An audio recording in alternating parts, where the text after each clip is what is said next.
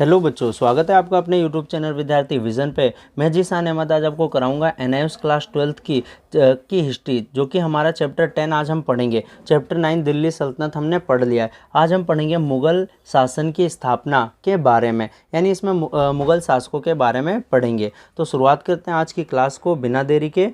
आज का motivation quote से बच्चों कि ईश्वर का दिया कभी अल्प नहीं होता, जो टूट जाए वो संकल्प नहीं होता, हार को लक्ष्य से दूर ही रखना मेरे दोस्त, क्योंकि जीत का कोई विकल्प नहीं होता। आपको जीतना है तो आपको हार का कोई तो विकल्प रखना ही नहीं पड़ेगा। हार को तो अपने लक्ष्य से आपको दूर रखना पड़ेगा। और जैसा कि आप जानते हैं, आपका अक्टूबर का एग्ज़ाम बहुत ही जल्द शुरू होने वाला है। प्रैक्टिकल्स की डेट्स आ गई हैं, होने भी चालू हो गए हैं। अब जल्द से जल्द आपको थ्योरी एग्ज़ाम में आपको ज़्यादा से ज़्यादा अंक प्राप्त करने हैं। अगर आपका अक्टूबर का एग्ज़ाम है फिर तो आपको बहुत ही जल्दी क्या करना पड़ेगा, कोर्स अपना कंप्लीट करना पड़ेगा। पर अगर आपका अप्रैल में एग्ज़ाम है तो सारे नोट्स आप बनाकर अभी ही रख लो, ताकि आपको ज़्यादा से ज़्यादा रिवीजन करने का टाइम मिल जाए।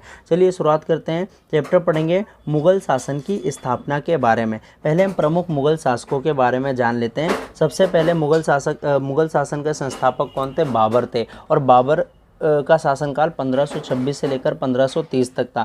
बाबर का बेटा हुमायूं 1530 से 1556 तक शासनकाल था। हुमायूं का बेटा अकबर 1556 से 1605, अकबर का बेटा जहांगीर 1605 से 1627, जहांगीर का बेटा शाहजहां 1627 से 1658 और उसके बाद में औरंगजेब 1658 से 1707 तक थे। उसके बाद के काल को यानी सन 1707 से लेकर 1858 के काल को उत्तर मुग़ल काल के नाम से जाना जाता है, यानी उत्तर मुग़ल काल के नाम से जाना जाता है। यानी मुग़ल शासकों में सबसे ज़्यादा शक्तिशाली ये ऊपर के जितने 6 थे यही थे। उसके बाद में मुग़ल शासन अपने पतन की ओर क्या है, बढ़ चुका था। आखिरी मुग़ल शासक कौन थे? बहादुर शाह जफ़र थे, जिन्होंने क्या किया था, 1857 की क्रांति का क्या किया था, नेतृत्व किया था। उसके बाद भी कई सारे शासक आए थे, पर वो क्या थे, शक्तिशाली नहीं थे।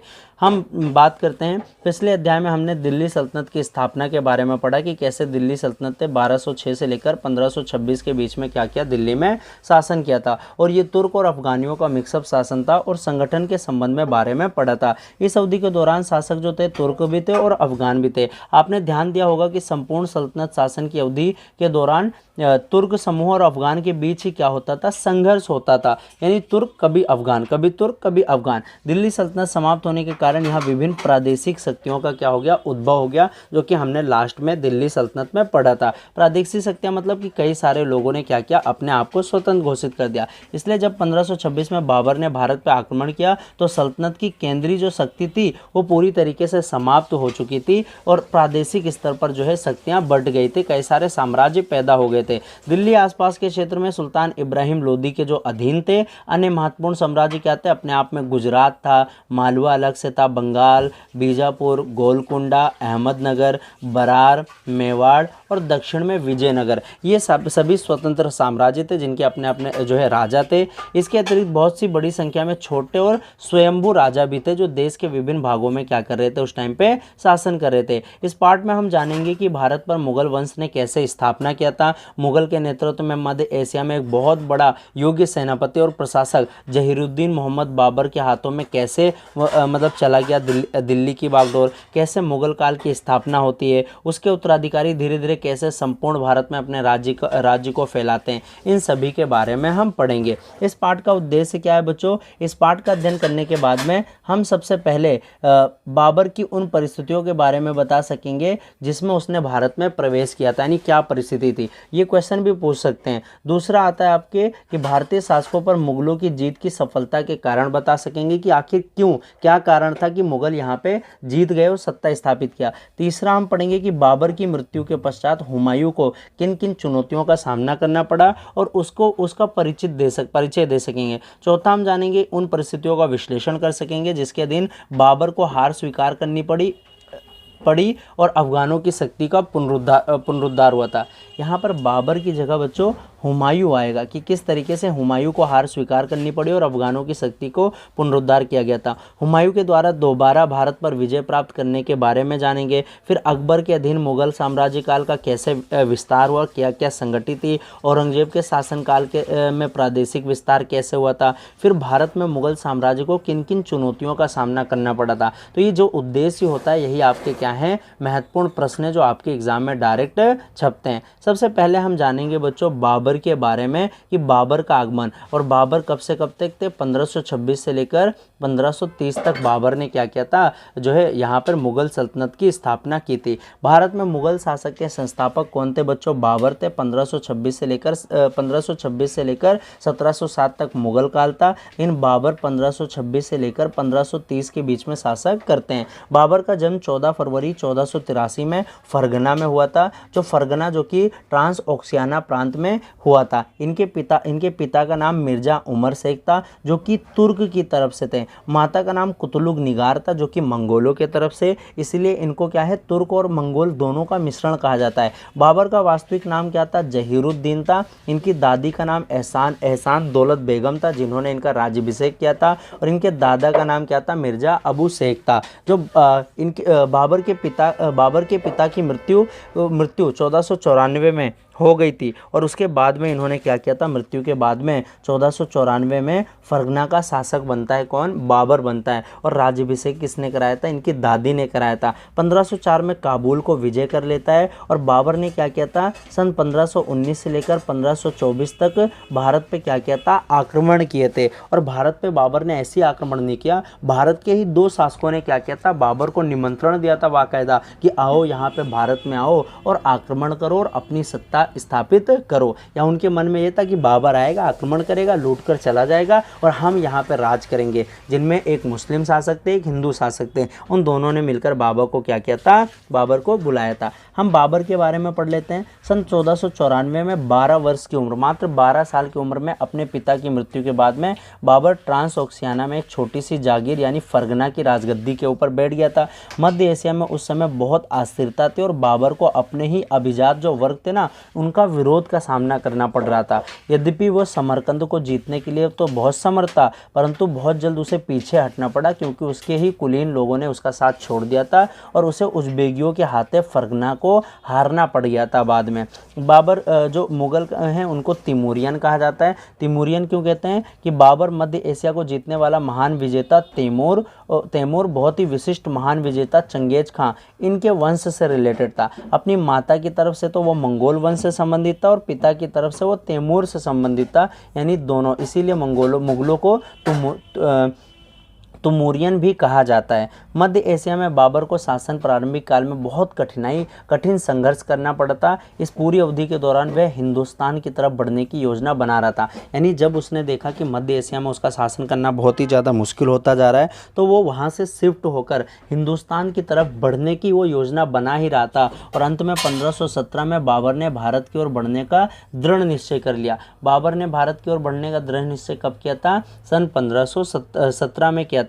भारत में के दौरान उस टाइम पे बहुत ज़्यादा उथल पुथल था। बाबर को भारत पर आक्रमण करने की योजनाओं पर अमल करने में भी मदद मिली। सिकंदर लोदी की मृत्यु के बाद ही, जैसे लोदी वंश के जो शासक थे सिकंदर लोदी, इनके मृत्यु के उपरांत उभरी भारत की जो राजनीतिक अस्थिरता थी उसने यह सोचने को मौका दे दिया लोदी साम्राज्य में कितना राजनीतिक असंतोष और अव्यवस्था फैली हुई थी, यानी बहुत ही ज़्यादा अव्यवस्था थी। इसी दौरान कुछ अफगानी सूबेदार के साथ परस्पर संघर्ष हुआ था। उसमें से एक प्रमुख जो सूबेदार था उनका नाम था दौलत खान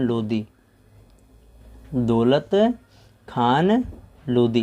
ये नाम याद करना, जो पंजाब के एक विशाल, और ये कहाँ के थे, पंजाब के विशाल भूभाग के सूबेदार थे। मेवाड़ में एक राजपूत थे, उनका नाम क्या था, राणा सांगा नाम था। वे इब्राहिम लोदी के खिलाफ अधिकार जताने के लिए जोर आजमाइश लगा रहे, यानी ये दोनों इब्राहिम लोदी के खिलाफ षड्यंत्र रच रहे थे और उत्तर भारत में अपने प्रभाव क्षेत्र को बढ़ाने की कोशिश कर रहे थे। उन दोनों ने ही बाबर को संदेश भेजकर उसे भारत पर आक्रमण करने का न्योता दे दिया और राणा सांगा और दौलत खान के लोदी के आक्रमण ने शायद बाबर को उत्साहित किया होगा, और जिसकी वजह से बाबर क्या है फिर हिंदुस्तान की तरफ रुख करते हैं। बाबर फिर जब हिंदुस्तान में आए थे तो भीरा 1519 और 20 में, सियालकोट 1520 में, पंजाब और लाहौर 1524 को जीतने में कामयाब हो गया था। अंत में इब्राहिम लोदी और बाबर की सेना का सामना 1526 में पानीपत के युद्ध में हुआ था।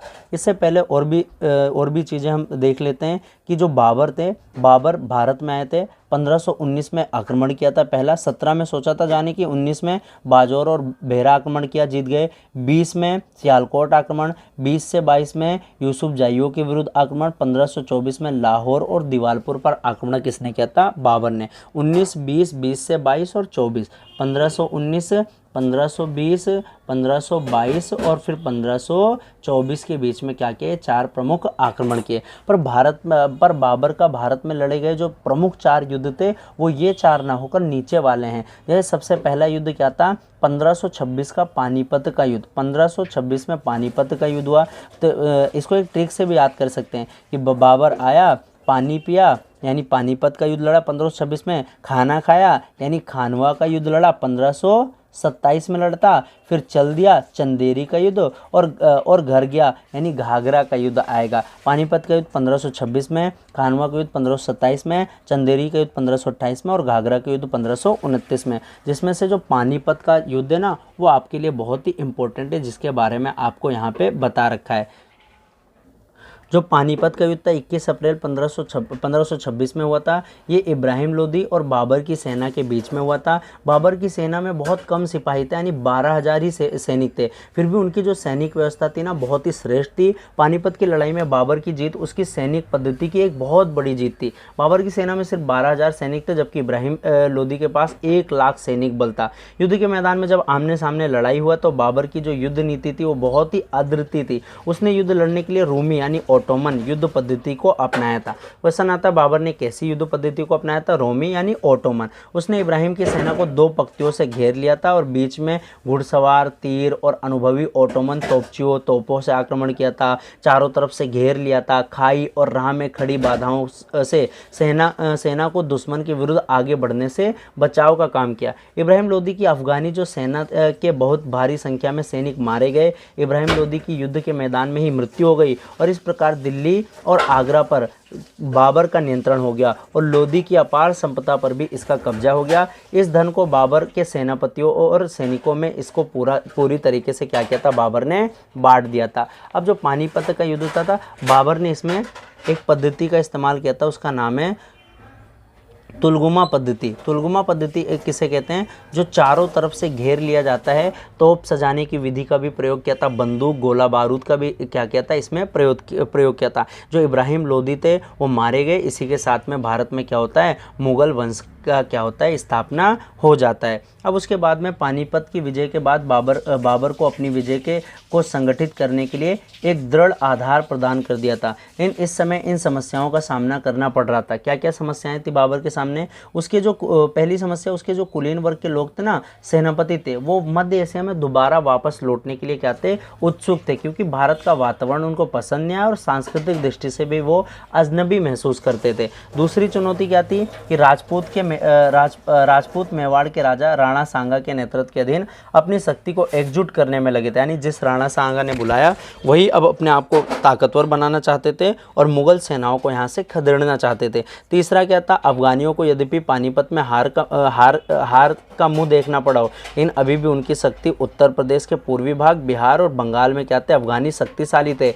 वे अपनी खोई शक्ति को दोबारा वापस लेना चाहते थे। तो ये 3 समस्याएं बाबर के सामने थी। प्रारंभ में बाबर ने अपने साथियों कुलीन को वहीं रुके रहने के लिए और जीते गए प्रदेशों को संगठित करने में उनकी मदद करने के लिए राजी कर लिया। यानी सारे राजी हो गए, कुलीन वर्ग हो गए, बिजात वर्ग हो गए कि अब हम यहीं रहेंगे, संगठित करेंगे।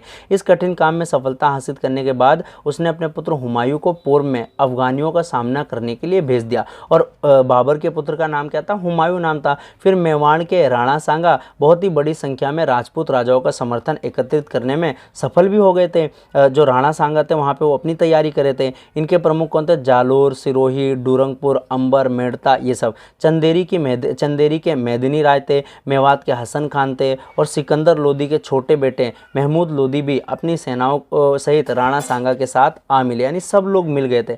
शायद राणा सांगा को आशा थी कि बाबर काबुल वापस चला जाएगा। बाबर को यहीं रुके रहने से राणा सांगा की जो महत्वाकांक्षाएं थी उसको गहरा झटका लगा। यानी राणा सांगा चाहते थे कि वो पूरे में क्या कर देंगे, अपने आप को सल्तनत का विस्तार कर लेंगे। अपना महत्वाकांक्षाओं को झटका लग गया था। बाबर को भी पूरी तरह समझ में आ गया था कि जब तक राणा सांगा की शक्ति पूरी तरीके से खत्म नहीं किया जाएगा तब तक हम भारत में अपनी शक्ति को संगठित नहीं कर सकते हैं। बाबर और राणा सांगा की सेनाओं के बीच में फिर मुकाबला हुआ। फतेहपुर सीकरी के पास में एक स्थान पे एक युद्ध लड़ा गया था जिसका नाम क्या था? खानवा का युद्ध। खानवा का युद्ध यूपी प्लस में राजस्थान के बॉर्डर पर लड़ा गया था और ये लड़ा गया था 17 मार्च 1527 में, जिसे हमने क्या खानवा का युद्ध कहा था, जो कि राणा सांगा वर्सेस बाबर के बीच में क्या हुआ था। बाबर ने इसमें भी बंदूकों का प्रयोग किया। अंतिम चरण में क्या हुआ? राणा सांगा की क्या हो गई? हार हो गई। और उसके बाद में क्या हुआ? 1527 का जो खानवा का युद्ध था ये मुगल जीत गए थे।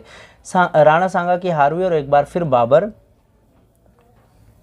बेहतरीन सैनिक युक्तियों के कारण उसे सफलता मिली। राणा की हार के साथ ही उत्तर भारत में उसे सबसे बड़ी चुनौती देने वाली जो ताकत थी ना राजपूतों की, वो बिखर गई। यद्यपि मेवाड़ के राजपूतों को खानवा में गहरा आघात लगा, परंतु मालवा में मेदिनी राय अभी भी बाबर को चुनौती दे रहे थे। यानी इधर तो हो गया था, अब बारी आई थी मालवा में। मालवा में कौन बैठा था? मेदिनी राय बाबर को चुनौती दे रहा था, जिसे बहादुरी से राजपूतों ने चंदेरी में 1528 युद्ध में बाबर को मेदिनी राय पर विजय प्राप्त करने में बहुत कठिनाई का सामना करना पड़ा था। इसकी हार के बाद राजपूतों की ओर से विरोध का स्वर बिल्कुल समाप्त हो गया था। यानी 27 में हुआ था, फिर उसके बाद में 28 में चंदेरी का युद्ध हुआ था, 1528 में हुआ था, जिसमें मेदिनी राय और बाबर के बीच में हुआ था। बाबर विजय रहे और राजपूतों के सिरों की मीनार बना दी थी, ऐसा कहा गया था। पर अभी भी बाबर अफगानियों को हराना पर राजपूत तो हट गए थे लेकिन अफगानी बचे थे। अफगानियों ने दिल्ली पर अपना अधिकार छोड़ दिया था, परंतु पूर्व बिहार और जौनपुर के कुछ भाग में वो अभी भी क्या थे? शक्तिशाली थे। अफगानों और राजपूतों पर पानीपत और खानवा में जीत बहुत ही महत्वपूर्ण थी, परंतु विरोध के स्वर अभी भी मौजूद थे। अब हम ये कह सकते हैं कि ये जीत मुगल साम्राज्य की स्थापना की दिशा में आगे बढ़ने का एक महत्वपूर्ण कदम था। सन 1530 में बाबर की क्या हो जाती है? मृत्यु हो जाती है 1530 में, और ये डेट है 26 दिसंबर 1530 में बाबर की मृत्यु हो जाती है। और बाबर की मृत्यु होती है तो उसको आगरा के आरामबाग में दफनाया जाता है, लेकिन 2 साल बाद ही हुमायूं ने क्या किया? बाबर की अंतिम इच्छा के अनुसार उसको काबुल लेकर चले जाते हैं और काबुल में क्या है? नूरे अफगान यानी बाग बाबर में उसको दफना देते हैं। बाबर की आत्मकथा का नाम क्या था? बाबरनामा था, बाबरनामा। और ये बाबरनामा क्या है? मुगल के इतिहास के बारे में जानने के लिए एक महत्वपूर्ण क्या है? सोर्स है। बाबर ने इसमें क्या लिखी थी? अपनी आत्मकथा लिखी थी। काफ़ी सशक्त सैनिक बल था। अभी भी गुजरात, मालवा और बंगाल के शासकों के पास काफ़ी सशक्त सैनिक बल था और उनका दमन नहीं हो सका। इन प्रादेशिक शक्तियों का मुकाबला करने के काम हुमायूं के सामने अभी बाकी थे। यानी उसके बाद बाबर के बाद शासन की बागडोर किसने संभाल ली थी? हुमायूं ने संभाल ली थी। इसमें कुछ प्रश्न आते हैं, आइए पाठगत प्रश्न देखते हैं। सबसे पहला, बाबर ने भारत पर आक्रमण क्यों किया? तो बाबर ने भारत पर आक्रमण इसलिए किया क्योंकि मध्य एशिया में क्या था? मध्य एशिया में एकदम विकट परिस्थिति हो रही थी, और वहाँ पे शासन करना बहुत ही मुश्किल हो रहा था। कई सारी कठिनाइयों का सामना हो रहा था और भारत के अंदर अस्थिर राजनीति थी। भारत के कुछ शासकों ने उसको बुलाया भी था, इसलिए बाबर ने क्या किया था? भारत पे आक्रमण किया था। पानीपत में बाबर की युद्ध रणनीति क्या थी? तो बाबर ने प्रभावी तरीके से जो रूमी ओटोमन युद्ध नीतियों को लागू किया और चारों तरफ से घेर कर 1 लाख सेना होने के बाद भी जो मोहम्मद गोरी थे उनको पराजित कर दिया था। तीसरा था, पानीपत की लड़ाई के बाद बाबर को किन किन समस्याओं का सामना करना पड़ा था? तो बाबर ने कई सारे समस्या का सामना करना पड़ा। सबसे पहला था कि अभिजात वर्ग और कमांडर दोबारा वापस जाना चाहते थे क्योंकि संस्कृति में वो अजनबी महसूस कर रहे थे, और सभी जो राजपूत थे राणा सांगा के नेतृत्व में लगातार संगठित हो रहे थे।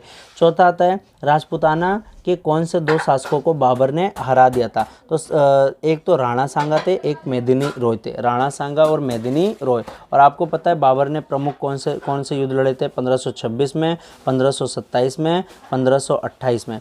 26, 27, 28 और एक 1529 में। और 1530 में क्या होता है? बाबर की क्या होती है? मृत्यु हो जाती है। आपको पता है 1526 में पानीपत का पहला युद्ध हुआ, फिर खानवा का युद्ध हुआ, उसके बाद चंदेरी का युद्ध हुआ, फिर 1529 में घाघरा का युद्ध हुआ और 1530 में बाबर की क्या होती है? मृत्यु हो जाती है। बाबर के बाद शासन की बागडोर उनके पुत्र हुमायूं के पास आ जाता है। हुमायूं का पीछे हटना और अफगानों का पुनर्जागरण 1530 से 1540 के बारे में पढ़ेंगे। सन 1530 में बाबर की मृत्यु के बाद में उसका पुत्र हुमायूं उत्तराधिकारी बनता है, यानी बाबर की जैसे मृत्यु हुई उत्तराधिकारी हुमायूं बना। लेकिन बाबर की जो धाक थी वो हुमायूं की नहीं थी। जो बड़े बड़े अमीर जो बाबर की मानते थे, हुमायूं को मानते नहीं थे। हुमायूं के अधीन परिस्थितियाँ काफ़ी एकदम निराशाजनक थी। हुमायूं ने जिन समस्याओं का सामना किया वो बहुत सारे थे। पहला क्या था? नए जीते गए प्रदेशों का प्रशासन क्या था? पूरी तरीके से संगठित नहीं था। इसको संगठित करने की जिम्मेदारी हुमायूं के पास थी। बाबर की तरह हुमायूं को उतना सम्मान और मुगल अभिजात वर्ग की तरफ से नहीं मिला, इतनी इज्जत नहीं मिल पाई जितना बाबर को मिलती थी। तीसरा, जो चुगदाई अभिजात वर्ग थे उसके पक्ष में थे ही नहीं, यानी हुमायूं के पक्ष में नहीं थे। जो भारतीय कुलीन थे जिन्होंने बाबर की सेवाएं ग्रहण की थी, उन्होंने हुमायूं को राज सिंहासन पर मिलने पर मुगलों का साथ देना छोड़ दिया था। उसे अफगानियों की दुश्मनी का भी सामना करना पड़ा था। जैसे बिहार की एक तरफ शेर खान तो दूसरी तरफ गुजरात का शासक बहादुर शाह था। इन हुमायूं के बारे में कहा जाता है कि हुमायूं प्रथम मुगल शासक थे जिसने क्या किया था? गुजरात पर भी क्या किया था? विजय प्राप्त कर लिया था। उसके बाद में तैमूरी परंपराओं के अनुसार उसे अपने साथियों के साथ बांटकर शक्तियों पर अधिकार पाना था। यानी जो हुमायूं था ना, हुमायूं, उनकी माता का नाम था महम बेगम था। उनकी पिता की इच्छा के अनुसार, यानी बाबर की इच्छा के अनुसार अपने साम्राज्य का क्या किया था? अपने भाइयों के बीच में बंटवारा कर दिया था। जैसे हुमायूं का एक भाई था, उसका नाम क्या था? कामरान। क्या नाम था? कामरान। उसने उसको काबुल और कांधार दे दिया। उसके बाद उसका एक भाई था, उसका नाम क्या था? असगरी था। उसको यूपी का संभल दे दिया था। उसका एक भाई, हुमायूं का एक भाई कौन था? हिंदाल था। उसको भी मैबान क्षेत्र दे दिया। फिर एक सौतेला भाई था, चचेरा भाई था, उसका नाम क्या था? सुलेमान मिर्जा। सुलेमान मिर्जा को उसने क्या किया था? अफगान का किसकी शासक उसको दे दिया था। यानी अपने भाइयों में क्या किया था? उसने शक्तियों का बंटवारा कर दिया था। और हुमायूं ने क्या किया था? पहला मुगल शासक है जिसने गुजरात पे विजय प्राप्त किया था। मध्य पर नवस्थापित मुगल साम्राज्य के दो केंद्र थे, एक दिल्ली था, एक आगरा था। उस टाइम पे मध्य भारत का नियंत्रण हुमायूं के हाथ में था, तो अफगानिस्तान और पंजाब उसके भाई कामरान के हाथ में था। हुमायूं ने महसूस किया कि अफगानी उसके लिए एक बड़ा खतरा बनते जा रहे थे।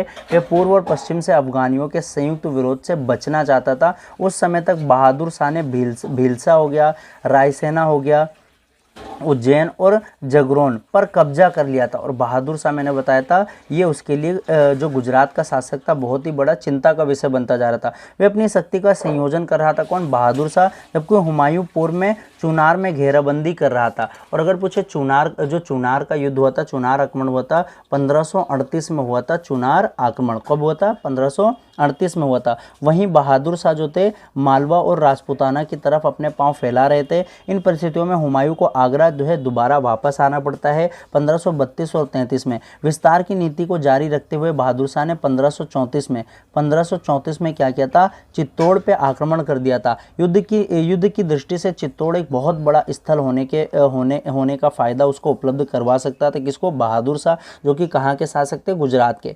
इससे उसे राजस्थान, विशेष रूप से अजमेर, नागौर और रणथंबोर की ओर आगे बढ़ने में मदद मिलता था बहादुर शाह को। हुमायूं ने मांडू पर जीत हासिल कर ली और यहीं पर वो शिविर बना लिया, क्योंकि उसने सोचा कि यहाँ रहकर वह बहादुर शाह को कि गुजरात वापसी के रास्ते में वो रुकावट बन सकता था। लेकिन आगरा से लंबी अवधि तक जो अनुपस्थित रहने के कारण जो दोआब और आगरा में बगावतें होने लगी थी, फिर उसको भागकर आगरा जाना पड़ा बहादुर शाह को छोड़कर। मांडू का नियंत्रण अब हुमायूं के भाई मिर्जा अस्करी की सरफरस्ती में छोड़ दिया गया। जिस अवधि के दौरान हुमायूं गुजरात में बहादुर शाह की गतिविधि की निगरानी कर रहा था, उसी अवधि में शेरशाह ने बंगाल और बिहार पर अपनी शक्ति संगठन करनी, यानी इधर बहादुर शाह और उधर शेरशाह दोनों क्या है? चुनौती दे रहे थे हुमायूं को। अब हम जानते हैं शेरशाह सूरी के बारे में। जो शेरशाह सूरी थे, इनका शासनकाल 1540 से लेकर 1545 के बीच में था। ये द्वितीय अफगान साम्राज्य के संस्थापक थे। अभी हम बात करेंगे कि द्वितीय अफगान साम्राज्य किसे कहते हैं? द्वितीय अफगान साम्राज्य। फरीद, इनका मतलब बचपन का नाम क्या था? फरीद। बाद में जिसे शेर खां और बाद में शेरशाह सूरी कहा जाने लगा। जौनपुर साम्राज्य के अधीन एक जागीरदार का पुत्र था। जौनपुर में एक साम्राज्य था, वहाँ पे जो इनके पिता थे वो जागीरदार थे। इनके पापा क्या थे? जागीरदार थे। उसके पिता हसन खारसून लोधी शासन के अधीन बिहार और सासाराम के जागीरदार थे। शेरशाह अपने पिता की जागीर और प्रशासकीय कार्य में मदद करते थे। बाद में पिता से जब बनी नहीं तो वो छोड़कर चले गए। उसने अफगानी कुलीन के अधीन सेवा करनी चालू कर दी। इन 1524 में क्या हुआ? शेरशाह सूरी के पिता की मृत्यु हो गई। मृत्यु के बाद इब्राहिम लोदी ने उसे पिता की जागीर दे दी। जागीर का कब्जा लेने के लिए उसे अपने परिवार के साथ लड़ाई लड़नी पड़ी। उसे अपने पिता की जागीर को बहुत ही प्रभावी ढंग से एकदम अच्छे से व्यवस्थित कर लिया और सैनिक और प्रशासकीय कौशल में बहुत ही ज़्यादा उसने दक्षता हासिल कर ली। उसी योग्यता ने उसे अफगानियों का नेता, यानी जो पूरे आसपास के अफगानी थे ना, उनका नेता बना दिया और धीरे धीरे उसका प्रभाव जो है बंगाल तक बढ़ता चला गया। बंगाल के महमूद शाह को भी उसने हरा दिया था। पूर्वी प्रदेश में बहुत शक्तिशाली सैनिक कमांडर के रूप में शेरशाह सूरी का नाम होने लगा। शेरशाह बिहार में अपनी स्थिति को मजबूत करने का प्रयास करते गए और उसे बिहार में कई प्रमुख अफगानी अभिजाती और बंगाल के शासक से कई सारी लड़ाइयाँ लड़नी पड़ी और अंत में पूर्वी भारत में खुद को बहुत ही ज़्यादा शक्तिशाली अफगानी प्रमुख के रूप में स्थापित करने में शेरशाह सूरी सफल हो गए। ये शेरशाह सूरी वही हैं जिन्होंने द्वितीय अफगान सल्तनत की स्थापना की थी, हुमायूं को हराया था। जो शेरशाह सूरी है ना, इनके बचपन का नाम क्या था? फरीद था। इनका जन्म अगर पूछे इनका जन्म कब हुआ था? 1472 में शेरशाह सूरी का जन्म हुआ था बेजवाड़ा होशियारपुर में। जब बचपन का नाम मैंने बता ही दिया था। इनके पिताजी क्या थे? जागीरदार थे। इनके पिता क्या थे? जागीरदार थे। और शेरशाह सूरी का मकबरा आप जानते हैं, इनका मकबरा सासाराम बिहार में है। सासाराम, जो बिहार से होंगे उनको पता है कि बिहार में सासाराम है और वहाँ पे इनका क्या है? मकबरा बनाया गया। और इन्होंने जीटी रोड बनाया था, ग्रांड ट्रंक रोड बनाया था, ये बात ध्यान रखना।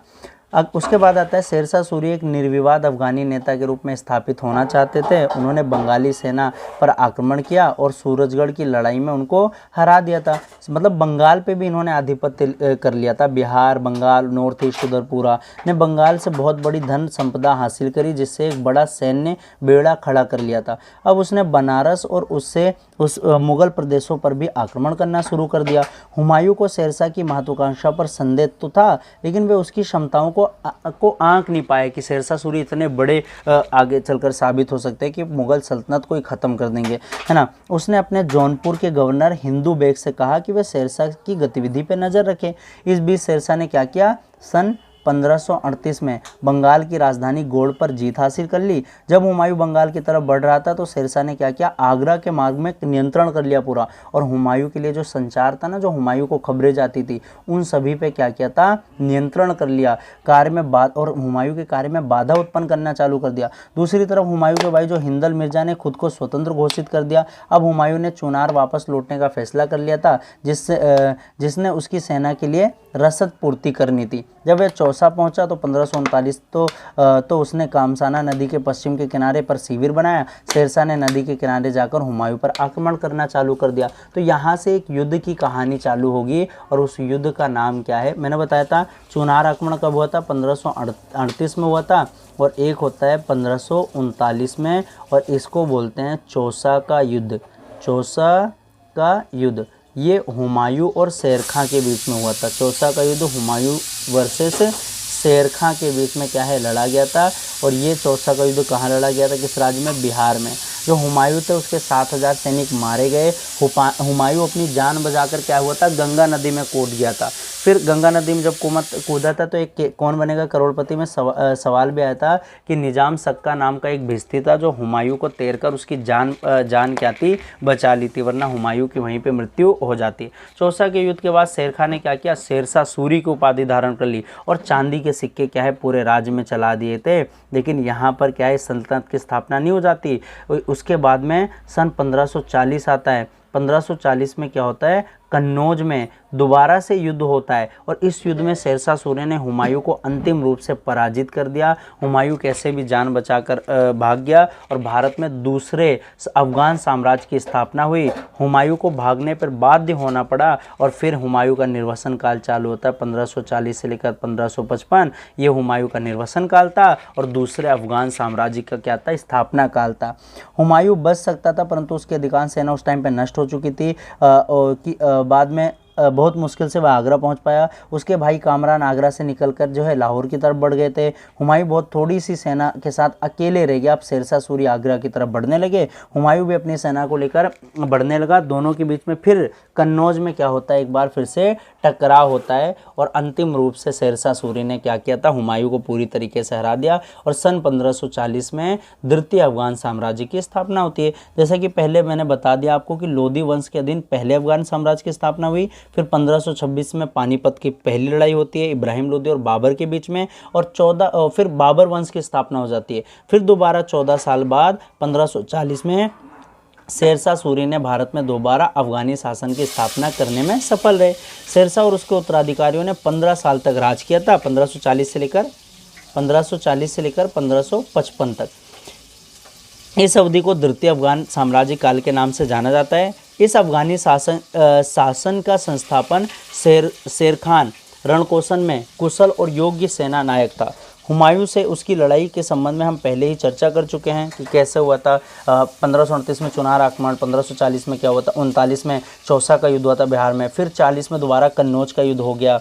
हुमायूं को हराने के बाद 1540 में शेरशाह सूरी जो थे वो सर्वप्रभुता संपन्न शासक बन गए और उसे शेरशाह का खिताब दिया गया। शेरशाह ने उत्तर पश्चिम सिंध की चढ़ाई में हुमायूं का पीछा किया। हुमायूं को खदेड़ने के बाद उत्तर पूर्वी राज्य को भी संगठित कर दिया। 1542 में उसने मालवा पे क्या किया, विजय प्राप्त कर लिया। राजस्थान में मारवाड़ कई सल्तनत का विस्तार करने लगे। बंगाल में बागी अफगानियों को हराया। 1545 में सिंध और पंजाब को लेकर लगभग पूरे राजपूताना और पूर्व में बंगाल तक के क्षेत्र को खुद के सर्वोच्च कर लिया। अब वह बुंदेलखंड की ओर मुड़ा, यहाँ कलिंजर के किले की घेराबंदी कर ली। अपने संक्षिप्त काल में शेरशाह सूरी ने बहुत ही महत्वपूर्ण कार्य किया था, लेकिन 1545 में क्या होती है, 1545 में शेरशाह सूरी की मृत्यु हो जाती है एक बारूदी विस्फोट के कारण, है ना। अपने संक्षिप्त काल में शेरशाह ने क्या किया था, बहुत सारे महत्वपूर्ण प्रशासकीय और लगान पद्धतियों में परिवर्तन भी किए थे। जैसे प्रमुख कार्य क्या कहते हैं शेरशाह सूरी के, नंबर 1 सरकारों और परगना स्तर पर स्थानीय प्रशासन को व्यवस्थित कर दिया, यानी स्थानीय शासन को मजबूती प्रदान कर दी। दूसरा, मुख्य मार्ग, यात्री, व्यापारी के लिए सड़क और सराय विशाल स्थलों का निर्माण कराया, संचार स्थापित किया और पेशावर से लेकर कोलकाता तक प्रमुख GT road, grand trunk road का निर्माण कराया। तीसरा, मुद्रा प्रणाली, भूमि मापन, लगान आकलन, इन सभी का मानकीकरण किया। चौथा, सेना का पुनर्गठन किया आपने, घोड़े दागने की प्रथा को दोबारा से शुरू किया। पांचवा, न्यायिक प्रणाली को अच्छे से व्यवस्थित किया। शेरशाह का उत्तराधिकारी उसका पुत्र बना, उसका नाम क्या था, इस्लाम शाह। इस्लाम शाह को अपने भाई आदिल खान और कई अन्य अभिजातों के साथ कई सारी लड़ाई देखने को मिली। 1553 में उसकी भी क्या हो गई थी, मृत्यु हो गई। धीरे धीरे अफगानी साम्राज्य जो है कमज़ोर होने लगा। इसी मौके का फ़ायदा उठाकर हुमायूं इज़ बैक, हुमायूं दोबारा भारत की तरफ बनना शुरू कर दिया और 1555 में सरहिंद के युद्ध में, सरहिंद का युद्ध हुआ था, पंजाब में हुआ था। अफगान नेता सिकंदर थे और हुमायूं का सेनापति था और इसमें मुग़ल जीत जाते हैं और इस युद्ध में तो अकबर ने भी पार्टिसिपेट किया था। संपूर्ण पंजाब पर अधिकार हो जाता है और इस विजय ने क्या किया था, मुग़ल को हुमायूं को दोबारा से भारत का बादशाह बना दिया था। लेकिन बाद में हुमायूं की क्या है, एक लाइब्रेरी से पुस्तकालय से गिरकर मृत्यु हो जाती है ना। फिर भारत की तरफ बढ़ना शुरू कर दिया। 1555 तक आते आते फिर अपना खोया हुआ साम्राज्य उसने सरहिंद के युद्ध में वापस ले लिया। 1555 में हुमायूं ने आगरा और दिल्ली पर विजय प्राप्त कर ली और भारत में खुद को दोबारा से बादशाह बना दिया और वह पूरी तरह संगठित कर पाता। लेकिन उससे पहले 1556 में शहर मंडल पुस्तकालय यानी जो दिल्ली की सीढ़ियों पर गिरकर हुमायूं की क्या हो जाती है, मृत्यु हो जाती है। और उसके बाद में हुमायूं का जो बेटा होता है वो शासन करता है, उसका नाम क्या है, अकबर। अकबर जो कि 1556 से लेकर 1605 तक क्या करते हैं, शासन करते हैं। अब हुमायूं की मृत्यु हो जाती है और आपको पता है दिल्ली में हुमायूं का मकबरा है, हुमायूं का हुमायूं का मकबरा कहाँ पर है? ये दिल्ली में। और आपसे पूछे ये अकबर के टाइम पे बनी पहली इमारत थी जो कि दिल्ली में बनी थी। इसका निर्माण अकबर की जो सौतेली माँ थी ना, हाजी बेगम ने हुमायूं के मकबरे का निर्माण कराया था। और इसमें पहली बार दोहरे गुम्मद का इस्तेमाल किया गया था। और हुमायूं के मकबरे में से 1857 की जब क्रांति होती है तो जो बहादुर शाह जफ़र को यहीं से क्या है गिरफ्तार किया जाता है। और उस अंग्रेज़ अफसर का नाम क्या होता है? हडसन नाम के अफसर ने क्या किया था? बहादुर शाह जफ़र को गिरफ्तार किया था। तो ये हमने पढ़ लिया। अब आइए इसके कुछ क्वेश्चंस को देखते हैं हम। सबसे पहला, शेरशाह को हराने में हुमायूं असफल क्यों हो गया था? तो हुमायूं शेरशाह को हराने में असफल इसलिए रहा था क्योंकि उसका खुद का जो भाई था वो उसका नाम क्या था? हिंदल मिर्ज़ा। हिंदल मिर्ज़ा ने क्या किया था? अपने आप को स्वतंत्र घोषित कर दिया था, जो कि सेना के लिए सामान की आपूर्ति करनी थी उसको। उसने खुद को स्वतंत्र घोषित कर दिया था जिसकी वजह से हुमायूं को वापस जाना पड़ा था। दूसरा आएगा, अफ़गानियों के नेता के रूप में शेर खान था कैसे उभरा था? तो शेर खान एक महान रणकौशल युक्त योद्धा था, योगी सैनिक कमांडर था। हुमायूं को हराने के बाद वह अफ़गानियों का नायक बन गया था और जगह जगह पे कब्जा कर लिया था। तीसरा आता है, शेरशाह के शासन के अधीन शामिल प्रदेशों की सूची बनाइए। तो सबसे पहले उसने मालवा को शामिल कर लिया था, राजपूताना जो क्षेत्र था उसको शामिल किया था, सिंध को शामिल किया था ना, पंजाब पे वो कर लिया था अधिकार, बंगाल पर अधिकार कर लिया था, है ना। शेरशाह की दो महत्वपूर्ण सफलताओं का नाम लिखिए। तो उसने क्या किया था? सरकार और परगना स्तर पर स्थानीय प्रशासन को क्या किया था? अच्छे से व्यवस्थित किया था। जीटी रोड का निर्माण किया था, संचार साधन अच्छे किए थे। तो ये प्रमुख कार्य थे जो शेरशाह सूरी के द्वारा किए गए थे।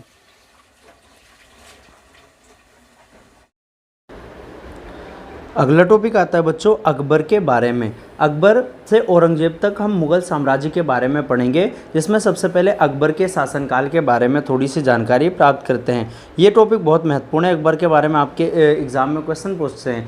अकबर का शासनकाल सन 1556 से लेकर 1605 तक माना जाता है। अकबर का जन्म अगर पूछे 15 अक्टूबर 1542 को अकबर का जन्म हुआ था और ये अमरकोट में जन्म हुआ था। इनकी माता का नाम हमीदा बानो था और इनके पिता का नाम हुमायूं था। आपको पता है कि अकबर जब हुमायूं की मृत्यु हो जाती है तो अकबर क्या है शासक बनता है, लेकिन अकबर उस टाइम पे बहुत छोटी उम्र का होता है, उस समय महज 13 वर्ष का होता है। इसलिए अकबर का संरक्षक कौन होता है? बैरम खां, जिसे खान बाबा के नाम से भी जाना जाता है। और यही खान बाबा को अब्दुल रहीम खान खान बाबा को खाने खाना के नाम से भी जाना जाता है। इनका एक बेटा होता है आगे चलकर जिसका नाम होता है रहीम। जो रहीम के दोहे पढ़ते हैं ये वही रहीम है। अब्दुल रहीम खाने खाना किसके बेटे थे?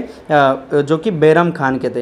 हुमायूं की मृत्यु के समय वह कालोनौर यानी पंजाब के शासक था। कौन? अकबर। प्रमुख अभियान क्या था अकबर के? पानीपत का दूसरा युद्ध लड़ा था 1556 में, हेमू और अकबर के बीच में हुआ था। 1560 में बैरम खान की हत्या हो जाती है आगे चलकर, जो कि मुबारक खां अफगान नामक अफगान ने की थी। मुबारक खां नामक अफगान ने किया था। आइए आपकी बुक में देखते क्या है। तो हुमायूं की मृत्यु के समय अकबर केवल कितने साल का था? 13 साल का था। अकबर का जन्म सन 1542 में हुआ था और वो शासक 1556 में क्या है बनता है। 1556 से 1605 तक किसकी सल्तनत चलती है? अकबर का राज चलता है। जब उसके पिता की मृत्यु हुई थी तो पंजाब में एक जगह था कालानौर में था, इसलिए 1556 में उसका राज्याभिषेक कालानौर में ही करा दिया गया था। उसके शिक्षक और हुमायूं के प्रिय विश्वास पत्र कौन थे? बैरम खां, जिसे खान बाबा के नाम से भी जाना जाता है। 1556 से लेकर 1560 तक क्या हुआ था? जो बैरम खां थे, जो अकबर के सबसे भरोसेमंद सिपाही थे, उन्होंने क्या किया था? अकबर की देखरेख में क्या किया था? शासन चलाया था 1556 से 60 तक, यानी 4 साल तक। मुगल साम्राज्य के दरबारी प्रशासक की तरह खान बाबा ने काम किया था। उन्हें खाने खाना की उपाधि भी प्राप्त थी और राज्य में वकील का पद हासिल किया था। उनकी दरबारी प्रशासन की अवधि के दौरान उनकी प्रमुख सफलताओं में से एक थी 1556 में पानीपत का जब दूसरा लड़ाई होता है, हेमू और अफगानी सेनाओं की हार हो जाती है, जो कि मुगल साम्राज्य के लिए एक बहुत बड़ा गंभीर खतरा हो रहे थे। तो पानीपत की पहला युद्ध कब होता है? 1526 में होता है। पानीपत का दूसरा युद्ध कब होता है? दूसरा युद्ध 1556 में होता है, हेमू और अकबर के बीच में होता है, ये ध्यान रखना है। अब हम बैरम खां के बारे में थोड़ा सा जान लेते हैं, जिन्हें खान बाबा कहते हैं। इनको रिजेंसी के नाम से भी जाना जाता था। 1556 से लेकर 1560 यानी 4 वर्ष तक इन्होंने क्या किया था, अपने अंतर्गत शासन चलाया था। बैरम खान मुगल साम्राज्य के सभी मामलों में लगभग 4 वर्ष तक सबसे ऊंचे स्थान पर थे, और इसी काल अवधि के दौरान बैरम खां जो है दरबारी प्रशासन के काल के रूप में भी जाना जाता है। इस कालखंड में अपने कुलीनों को उन्होंने महत्वपूर्ण बड़े बड़े पदों पर बिठाया था, और बैरम खां आगे चलकर बहुत ही ज़्यादा शक्तिशाली प्रशासक बन गए थे। धीरे धीरे वो बहुत ज़्यादा घमंडी होते जा रहे थे, और अभिजात वर्ग का एक बड़ा तबका उनका क्या हो गया था, विरोधी हो गया था, जो पहले कभी उनका सपोर्ट करता था।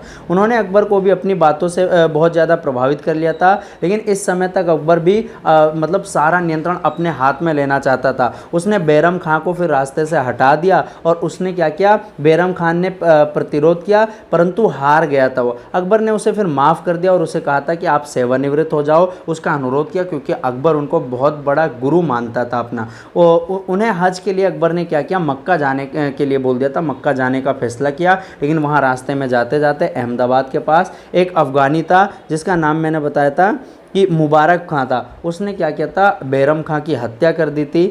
उसका बेटा फिर बाद में अकबर के दरबार में एक बहुत ही प्रभावशाली दरबारी बना, जिनका नाम क्या था, अब्दुल रहीम खाने खाना, जो रहीम के आप दोहे पढ़ते हो। और इनका मकबरा भी है, जो कि दिल्ली में हज़रत निज़ामुद्दीन के पास में है, ये ध्यान रखना, खाने खाना का मकबरा।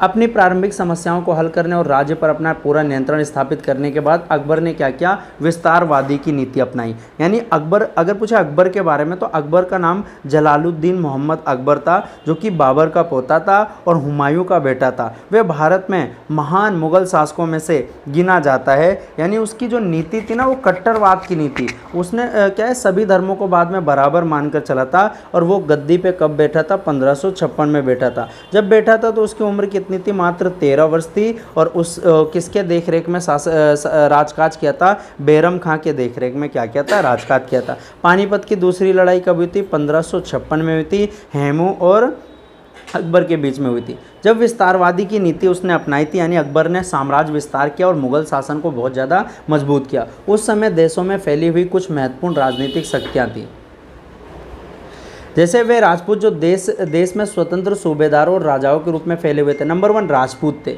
जो राजस्थान में केंद्रित थे। उस टाइम पे कई सारी शक्तियाँ थी। दूसरे कौन थे, अफगानी थे, जो कि गुजरात, बिहार, बंगाल में फैले हुए थे। फिर खानदेश, अहमदनगर, बीजापुर, गोलकुंडा, दक्षिण भारत के कई सारे अन्य साम्राज्य थे। और दक्कन भी अपने आप में बहुत महत्वपूर्ण शक्तिशाली हो गया। इन सभी को अकबर जीत लेता है। काबुल और कंधार यद्यपि मुगल गुटों का शासन था, लेकिन वो अकबर से दुश्मनी रखते थे।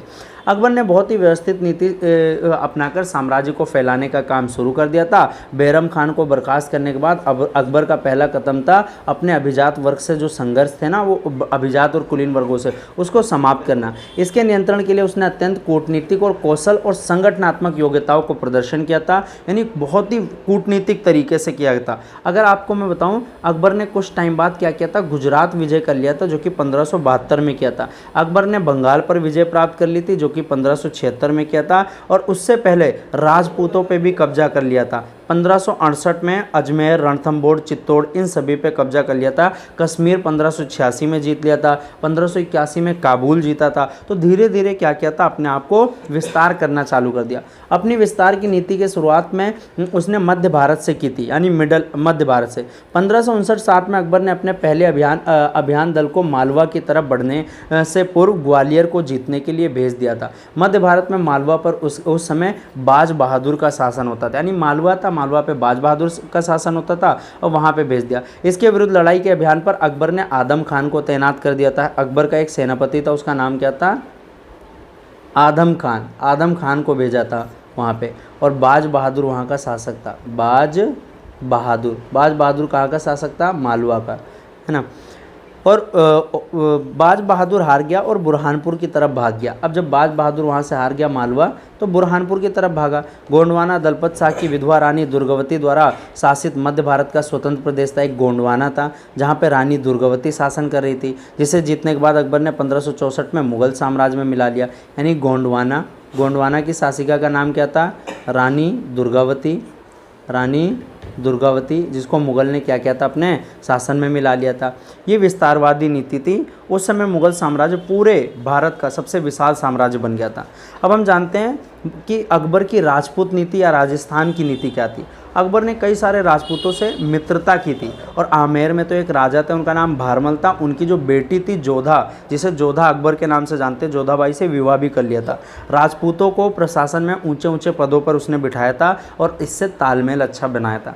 राजस्थान क्या था, ऐसा लगता है कि अकबर को राजपूत रजवाड़ों के महत्व की पूरी जानकारी थी और वे अपने राज्य के बड़े क्षेत्र में विस्तार करने की महत्वाकांक्षा को पूरा करने के लिए उन्हें अपना मित्र बनाना चाहते थे, क्योंकि अकबर को पता था कि राजपूतों से दोस्ती करना ही अच्छा है। जहां भी संभव हुआ उसने राजपूतों को जीतने का प्रयास किया और उन्हें मुगल सेवा में नियुक्त कर दिया। उसने भारमल जैसे राजपूत राज परिवारों के साथ वैवाहिक संबंध स्थापित कर लिया। आमेर यानी जो अंबर का राजा भारमल था ना, उसने अकबर के साथ अपनी बेटी का विवाह कर दिया था और ऐसा संबंध जोड़ने वाला वो पहला राजपूत नेता था। और राजा भारमल जो थे अकबर के साथ ऐसे संबंध जोड़ने वाले वो पहले राजा थे। मेड़ता और जोधपुर जैसे राजपूत साम्राज्य पर भी उसने आसानी से जीत हासिल कर ली थी, परंतु मेवाड़ के जो शासक थे महाराणा प्रताप अभी भी मुगल शासकों के लिए एक गंभीर चुनौती बने थे, क्योंकि जो मेवाड़ के जो शासक थे महाराणा प्रताप, वो मुगल की अधीनता स्वीकार नहीं कर रहे थे। उन्होंने अकबर के सामने हथियार नहीं डाले। बहुत लंबा संघर्ष चला था। चित्तौड़ के किले की घेराबंदी के बाद अकबर ने क्या किया, मेवाड़ की सेनाओं पर जीत हासिल करने में बाद में कामयाब हो गए थे।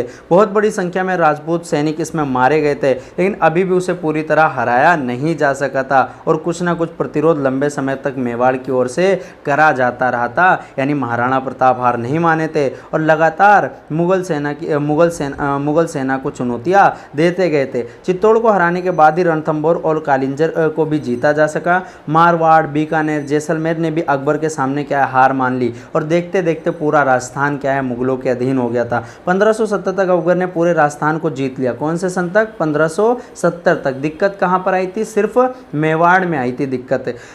अकबर की सबसे महत्वपूर्ण सफलता ये थी कि पूरे राजस्थान को अपने अधीन करने के बावजूद राजपूत और मुगल में कोई शत्रुता ही नहीं थी। क्यों? इन सब कारणों के संबंध में हम इस पार्ट में आगे चर्चा करेंगे। यानी राजपूत की तरफ से अकबर को कभी भी किसी भी प्रकार की शत्रुता का सामना करना नहीं पड़ा था, क्योंकि अकबर न सिर्फ राजपूतों को जीतते थे, बल्कि उनको ऊंचे ऊंचे पदों पर भी क्या करते थे, बिठाते थे। जैसे मैंने बताया था, वैवाहिक संबंध बनाए थे। कछुआ वंश के शासक भारमल ने अकबर की अधीनता स्वीकार कर ली। फिर उनकी जो बेटी थी, पुत्री थी, जिसे जोधा बेगम के नाम से जानते हैं, पर उनका मूल नाम क्या था? हरखा बाई था।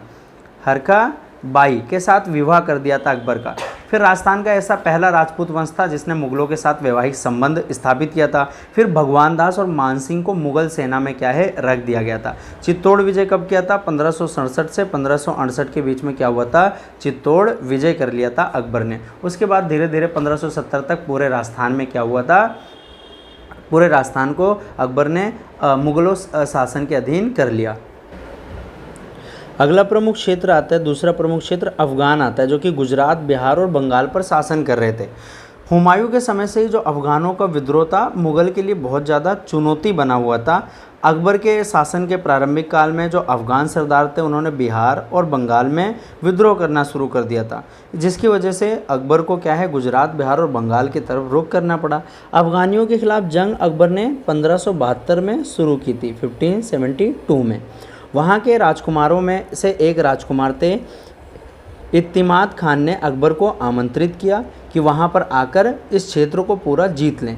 अकबर खुद अहमदाबाद पहुँचा। किसी विशेष विरोध के बगैर ही अकबर ने उस नगर को क्या किया था, बहुत आसानी से जीत लिया। सूरज थोड़ा सा किलेबंदी कर इधर उधर कर विरोध जताया, लेकिन उसे भी अकबर ने क्या किया था, बहुत ही आसानी से जीत लिया था। बहुत छोटी सी अवधि के दौरान अकबर ने क्या किया, गुजरात के अधिकांश रजवाड़ों पर कब्जा कर लिया आसानी से। अकबर ने गुजरात को संगठित कर एक बहुत बड़ा प्रदेश बना दिया और इस प्रदेश की बागडोर मिर्ज़ा अजीज कोका के शासन के अधीन करके खुद अपनी राजधानी आगरा वापस चले आए थे और मिर्ज़ा अजीज कोका के अधीन पूरा क्षेत्र कर दिया। 6 महीने की अवधि में कई सारे बागियों ने एक गुट बनाया और एकता कायम कर ली, मिलकर मुगल शासन के विरोध विद्रोह कर दिया और मुगल सूबेदार को कई प्रदेशी क्षेत्रों में अपना कब्जा छोड़ना पड़ा था। यानी और दोबारा से ये खबर जब अकबर के पास पहुंची, बागियों के नेता कौन थे? एक इख्तियार उल मुल्क थे, दूसरा मोहम्मद हुसैन मिर्ज़ा थे। दो प्रमुख नेता थे, इख्तियार उल मुल्क और मोहम्मद हुसैन मिर्ज़ा। अकबर ने आगरा में विद्रोह की खबर सुनी तो वह अहमदाबाद पहुंच गया। बादशाह ने अकबर बहुत तेज़ी से गति से आगे बढ़े और मात्र 10 दिन में अहमदाबाद पहुंच गए। बादशाह ने बहुत जल्दी विद्रोह को क्या किया? कुचल दिया था। गुजरात के अभियान के बाद बंगाल और बिहार की तरफ रुख किया गया था, यानी गुजरात जीतने के बाद बंगाल बिहार की तरफ रुख किया गया, जो अफगानियों के नियंत्रण में था कि इनको पूरी तरीके से साफ करना है। 1574 में अकबर ने मुनीम खान ए खाना के साथ बिहार की तरफ बढ़ गया। अकबर सिपाही एक मुनीम खान ए खाना को लिया, बिहार की तरफ गए। बहुत कम समय में हाजीपुर और पटना पर जीत हासिल कर लिया, यानी लगभग 1574 में ही पटना जीत लिया था और बिहार में अफगानों को हरा दिया था और गोंड बंगाल को भी जीत लिया। इसके साथ ही 1576 में बंगाल में स्वतंत्र शासन जो है समाप्त हो गया और मुगलों के अधीन हो गया। 1592 तक मुगल मनसबदार राजा मानसिंह ने लगभग पूरे उड़ीसा को भी क्या किया था? मुगल साम्राज्य के अधीन कर लिया, यानी गुजरात, फिर बंगाल, बिहार, उड़ीसा, ये सारे क्षेत्र क्या है? अकबर के विस्तारवादी नीति के तहत मुगल साम्राज्य में मिल गए। 1581 में मुगल साम्राज्य के कुछ क्षेत्र में सिलसिलेवार लड़ाइयाँ शुरू हो गई थी, यानी कई सारे क्षेत्र में, जैसे बंगाल, बिहार, गुजरात और उत्तर पश्चिम में असंतोष के ज़्यादा केंद्र बिंदु थे। इस समस्या के मूल में थे कौन? वही अफगानी। उन्हें मुगलों ने हर जगह से बाहर निकाल दिया था, इसलिए वो विद्रोह करने लगे थे। इसके अतिरिक्त जागीरों के कठोर प्रशासन की नीति की अकबर की नीति इसके लिए जिम्मेदार थी, यानी जागीर में उसने बहुत कठोर प्रशासन कर दिया था। एक नई नीति तो ये थी कि भाई जागीरदारों को अपनी जागीर का लेखा प्रस्तुत करने के लिए कहा गया था कि बताओ आपके पास कितनी जागीर है। इससे असंतोष पैदा हो गया और जागीरदार भी जो है मुगल साम्राज्य के विरोध में खड़े हो गए थे। मासूम खान काबुली, रोशन बेग, मिर्ज़ा शराफुद्दीन और अरब बहादुर बागियों में से प्रमुख नेता थे। ये 4 नेता प्रमुख थे जो बागी थे। वहाँ तैनात शाही अधिकारी ने इस बगावत को दबाने की कोशिश की, लेकिन मगर कामयाब नहीं हो पाए। अकबर ने तुरंत राजा टोडरमल और शेख फरीद बख्शी के साथ एक फौजी बेड़ा वहां पर भेज दिया। कुछ समय बाद अजीज कोका और शहबाज खान को भी टोडरमल की सहायता के लिए भेजा गया, क्योंकि बात बहुत ज़्यादा बढ़ चुकी थी और वो मुगल साम्राज्य से निकल जाते। बागियों ने अकबर के भाई हाकिम मिर्ज़ा को क्या किया था, जो कि उस वक्त काबुल था, अपना राजा घोषित कर दिया कि अब अकबर राजा नहीं है, उनका भाई जो हाकिम मिर्ज़ा था वो राजा है। लेकिन शीघ्र ही मुगल सेनाओं ने क्या किया, बिहार बंगाल को अपने क्षेत्रों में विद्रोह को सफलतापूर्वक क्या है दोबारा इसको दबा दिया गया। तो ये कहानी थी पूरी जो कि अफ़गानियों की थी कि पहले कैसे मुग़ल बादशाह अकबर ने क्या किया, खुद जाकर पूरा कब्जा कर लिया था। फिर शासन की बागडोर क्या है मिर्ज़ा अजीज कोका को क्या किया था, संभालने के लिए कहा। फिर विद्रोह हुआ था सारे, ये सभी उस टाइम पे हुए थे जो कि गुजरात, बिहार और बंगाल थे। अब हम पढ़ेंगे पंजाब और उत्तर पश्चिम के बारे में। तीसरी चुनौती जो थी पंजाब और उत्तर पश्चिम से क्या जो है अकबर को मिल रही थी। पंजाब में मिर्ज़ा हाकिम अकबर के लिए समस्या खड़ी करा था, यानी पंजाब के शासक का नाम क्या था, मिर्ज़ा हाकिम था, और उसने लाहौर पर क्या किया था, हमला कर दिया था। हाकिम मिर्ज़ा को उम्मीद थी कि बहुत से मुग़ल अफसर उसका साथ देंगे, लेकिन किसी भी बड़े मुग़ल अफसर ने क्या किया था, मिर्ज़ा हाकिम का साथ नहीं दिया था। अकबर ने खुद लाहौर की तरफ बढ़ने का फैसला किया। हाकिम मिर्ज़ा तुरंत पीछे हट गया और अकबर ने पूरे क्षेत्र पर क्या किया, कब्जा कर लिया। यानी जो पंजाब में जो मिर्ज़ा हाकिम थे वो अकबर के लिए समस्या बन रहे थे। उनको ये था कि सब लोग उसका साथ देंगे, पर उसका साथ किसी ने नहीं दिया। उसकी सबसे पहली प्राथमिकता रही कि उत्तर पश्चिम के सीमांत क्षेत्रों की सुरक्षा को व्यवस्थित करना है। इसके बाद उसने काबुल की तरफ बढ़ना शुरू किया और उस प्रदेश पर भी विजय प्राप्त कर ली। काबुल का कार्यभार उसने अपनी बहन जो है बख्तुन निसा बेगम को यानी सौंपा था। बाद में राजा मानसिंह को वहाँ का सूबेदार तैनात कर दिया गया था और उसे जागीर के रूप में राजा मानसिंह को दे दिया गया था। तो ये पंजाब की कहानी थी। उसके बाद उत्तर पश्चिम क्षेत्र में कई सारी गतिविधियाँ विकसित हुई थी। वहाँ जो रोशनाइयों की बगावत जिसने काबुल और हिंदुस्तान के बीच मार्ग पर कब्जा कर लिया था। रोशनाई किसे कहते थे, जो अफगान के मूल के थे, जो 17वीं-18वीं सदी में भारत में बस गए थे। रोशनाई एक सैनिक सिपाही द्वारा स्थापित एक संप्रदाय था जिसे उस प्रदेश में पीर रोशनाई भी कहा जाता था। यानी रोशनाई क्या था, एक सैनिक सिपाही द्वारा स्थापित कोई समुदाय था और जो कि हिंदुस्तान और काबुल और हिंदुस्तान के बीच में मार्ग पर कब्जा कर लिया था इन्होंने। उसका एक पुत्र था, उस पंथ का सरदार था, जिसके बहुत बड़ी संख्या में अनुयायी भी थे। अकबर ने रोशनाइयों को दबाने के लिए वहाँ मुगल का नियंत्रण स्थापित करने के लिए बहुत बलशाली फौज का सेनापति बनाकर जायद खान को भेज दिया। यानी रोशनाइयों को जायन खान कौन थे? सेनापति थे अकबर के, जो कि रोशनाइयों के जो विद्रोह था उसको दबाने के लिए भेजा गया था। जायन खान की मदद के लिए सईद खान, गखड़ और राजा बीरबल को अलग अलग सैनिक टुकड़ियों में वहां भेजा गया, लेकिन किसी को क्या पता कि राजा बीरबल का ये अंतिम अभियान हो सकता है। एक सैनिक कार्रवाई के दौरान अपने अधिकतर सैनिक के साथ में बीरबल मारा गया था। उसने बगावत को दबाने के लिए फिर राजा टोडरमल और राजा मानसिंह को नियुक्त किया, जिन्होंने क्या किया? रोशनाइयों को हराने में कामयाबी हासिल कर ली। रोशनाई तो हार गए थे, लेकिन राजा बीरबल को अपनी जान से हाथ गंवाना पड़ा था। लंबे समय तक अकबर कश्मीर को जीतने के लिए क्या थे? अड़े हुए थे। मैंने बताया था आपको 1586 में कश्मीर मुगल साम्राज्य में शामिल कर लिया गया था। सिंध में उत्तर पश्चिम में अभी भी कुछ रियायती क्षेत्र थे जो स्वतंत्र थे। जैसे 1590 में अकबर ने खाने खाना को मुल्तान का गवर्नर नियुक्त कर दिया और उसे बिलोचियों को हराने के लिए कहा, जो उस क्षेत्र की एक जनजाति थी। यानी बिलोची क्या थी? सिंध की जनजाति थी। और उसे पूरे प्रादेशिक क्षेत्रों को जीतने का आग्रह किया। सबसे पहले थट्टा पर अधिकार किया गया। मुल्तान के सूबे में उसे सरकार के रूप में स्थापित कर दिया। आसपास के क्षेत्रों में बिलूचियों के साथ झड़प होती रही। अंत में 1595 में पूरे उत्तर पश्चिम क्षेत्रों पर मुगल की सर्वोच्चता स्थापित हो गई थी, यानी बिलूचियों को भी हरा दिया गया था। तो धीरे धीरे मुगल साम्राज्य कभी पंजाब पर, कभी सिंध पे, कभी उत्तर पश्चिम में, है ना, गुजरात, बंगाल, बिहार, इन सभी पे क्या है? मुगल साम्राज्य की जो विस्तारवादी नीति थी वो कामयाब होती चली गई थी। अब हम अंतिम पढ़ेंगे बच्चों दक्कन के बारे में। अकबर के समय जो मुगल साम्राज्य था वो उत्तर भारत से लेकर बंगाल और गुजरात तक पूरा फैल चुका था। अब अकबर की नज़र क्या थी? दक्षिण भारत पे थी। दक्षिण भारत के शक्तिशाली राज्यों में से थी। उस टाइम पे जो 5 राज्य ऐसे थे जो कि बहुत ही ज़्यादा शक्तिशाली थे। एक अहमदनगर था, बीजापुर था, गोलकुंडा था, बरार था और बीदर था। इन 5 प्रमुख राज्यों को जीतने का दृढ़ निश्चय कर लिया किसने? अकबर ने। अकबर ने क्या किया? दक्षिण भारत में अकबर का पहला अभियान कौन सा था? अहमदनगर का अभियान था, जो कि पहला अभियान था, जो कि ये कब हुआ था? 1595 में हुआ था। यहाँ ये प्रथम दक्षिण अभियान था। यहाँ की शासिका थी चांद बीवी और इनके साथ इनका 5 वर्ष तक क्या था? लगभग संघर्ष चला था मुगलों के साथ में। फिर उसके बाद सन 1600 में क्या होता? चांद बीवी ने बरार क्षेत्र को क्या किया था? मुगलों के अधीन कर दिया था, जो कि एक मुगल और अहमदनगर के बीच में जो संधि हुई थी ना, उसके बाद में हुआ था। दूसरा अभियान आता है असीरगढ़ अभियान हुआ था, जो कि कहाँ पर हुआ था? बुरहानपुर यानी मध्य प्रदेश में हुआ था, जो कि अकबर के जीवन काल का सबसे अंतिम अभियान था। यहाँ के शासक कौन थे? मीरन बहादुर थे और इनको पराजित कर दिया था। किले के प्रवेश द्वार को ना सोने की चाबी से खोला था किसने? अकबर ने। 1590 के पश्चात दक्कन के प्रदेशों को मुगलों के नियंत्रण के अधीन लाने के लिए दक्कन नीति को साकार रूप दिया गया था। इस अवधि के दौरान दक्कन के प्रदेशों में आंतरिक तनाव और निरंतर उस टाइम पे वहाँ पे युद्ध चल रहा था दक्षिण में।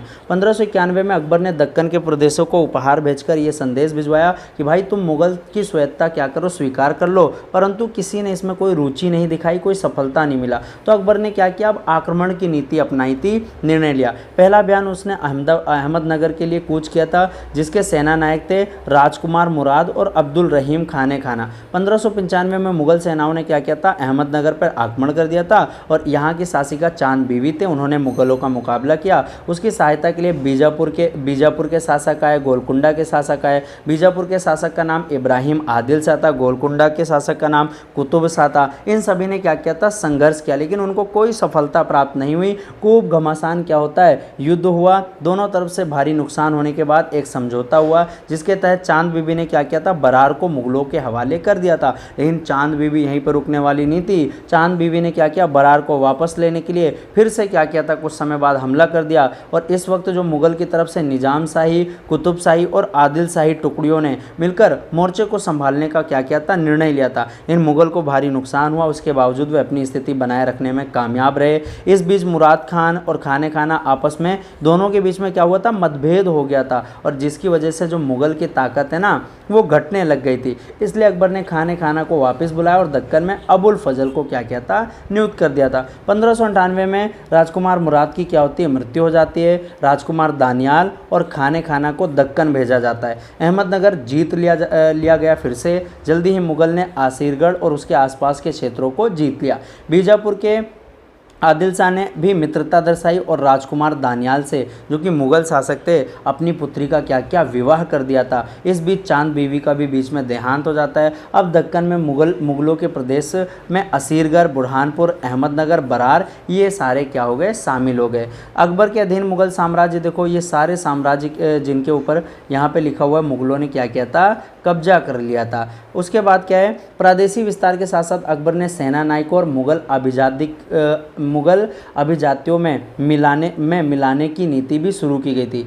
मतलब प्रादेशिक विस्तार तो करता था वो, अकबर ने क्या किया, जो सेना नायक थे को मुगल अभिजातियों से मिलाने की नीति शुरू करते थे। उसकी इस नीति से मुगल साम्राज्य को बहुत ज़्यादा फायदा हुआ। मुगल शासक अपनी नई जीतों के लिए सेना नायकों और उनकी सेनाओं की सहायता हासिल करने में कामयाब हो गया। मुगल अभिजातियों की भूमिका इतने बड़े साम्राज्य के शासन कार्य को चलाने के लिए भी मदद के रूप में उपलब्ध होती रहती थी। इसके अतिरिक्त उसने मतलब उसके साथ शांतिपूर्ण संबंध की वजह से साम्राज्य भी एकदम शांति से था। सेना नायकों को भी इस नीति से बहुत बड़ा फायदा हुआ था। अपने क्षेत्र में अपने पास रखकर अपनी इच्छा अनुसार वो शासन कर सकते थे। इसके अतिरिक्त उन्हें जागीर और मनसब भी दिए गए थे, जो कि हम आगे की क्लास में पढ़ेंगे। और कभी कभी तो वतन जागीर भी दिया जाता था, जिस पर पैतृक हक हो जाता था।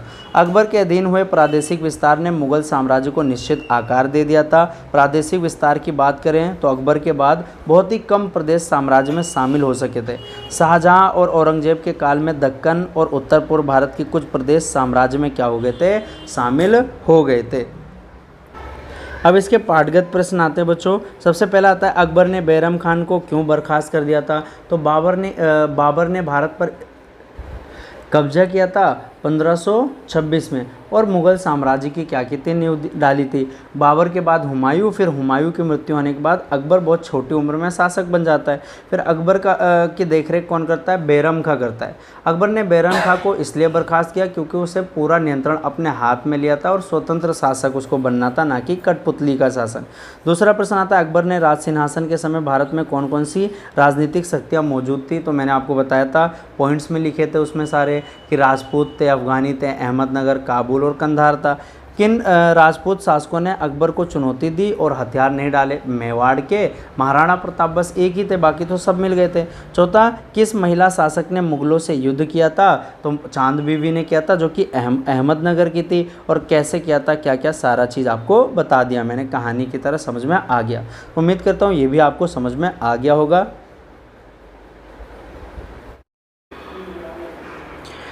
अगला टॉपिक आता है बच्चों आपका जहांगीर और शाहजहां के बारे में। सबसे पहले इनका पूरा इसी पैरा में दिया है। सबसे पहले हम जहांगीर के बारे में जान लेते हैं। जो जहांगीर थे वो 1605 से लेकर 1627 तक इन्होंने क्या किया, शासन किया था। जहांगीर के बचपन का नाम क्या था? सलीम था, इनके बचपन का नाम था। जहांगीर के जो पिता थे, आपको पता है अकबर के बाद जहांगीर शासन बनते तो अकबर जहांगीर के पिता थे। इनकी माता का नाम क्या था? हरका बाई था, यानी वही जोधा बेगम था। और इनकी एक मतलब आत्मकथा थी, उसका नाम तुजुके जहांगीरी था। जो जहांगीर थे, इनकी दो पत्नी थी। एक मानबाई थी, जो कि आमेर की राजकुमारी भगवान दास की पुत्री थी। और इनके पुत्र का नाम क्या था? खुसरो। क्या नाम था? खुसरो। और एक दूसरी पत्नी थी, जो कि मारवाड़ के राजा उदय सिंह की पुत्री थी, जोधाबाई। और इनके पुत्र का नाम क्या था? खुर्रम नाम था।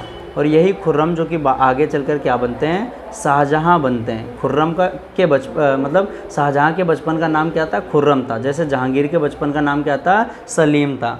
तो जहांगीर ने दक्कन में अकबर की विस्तार नीति को अपनाया था। यानी अकबर भी चाहते थे कि दक्कन को जीतें और जहांगीर भी चाहते थे कि किसको जीतें? दक्कन को जीते। और दक्कन के बारे में पूछता है कि मुगल काल में जो दक्कन था ना, वो दक्षिण भारत में था। दक्षिण भारत का मतलब यहाँ नर्मदा नदी से के दक्षिण से लेकर कृष्णा नदी तक का जो भूभाग था ना, उसे हम क्या कहते हैं? दक्कन के नाम से जानते थे। और ये उपजाऊ क्षेत्र था, इसीलिए सब लोग इस पर क्या करते थे? कब्जा करना चाहते थे। दक्कन जो है, दक्कन के अंदर क्या क्या आता है? एक अहमदनगर आता है। अहमदनगर हो गया, बीजापुर हो गया, है ना, गोलकुंडा हो गया, बरार का क्षेत्र हो गया, बीदर हो गया। ये सभी प्रमुख क्षेत्र जो हैं गोलकुंडा के इसमें दक्कन के अंतर्गत आते हैं। मुगल और दक्कन का संघर्ष काफ़ी लंबे टाइम तक चला था। अकबर से लेकर औरंगजेब तक जितने भी बादशाह थे, वो सारे दक्कन के ऊपर अधिकार जमाना चाहते थे, है ना। अहमदनगर में तो एक प्रमुख शासक आए थे, अहमदनगर में एक प्रमुख शासक बाद में अभी हम पढ़ेंगे, उनका नाम क्या था, मलिक अंबर था। मलिक अंबर ने तो क्या किया था, मुगलों को इस दक्कन के क्षेत्र में यानी अहमदनगर में घुसने से रोका था। छापामार युद्ध पद्धति का इन्होंने क्या किया था, इस्तेमाल किया था।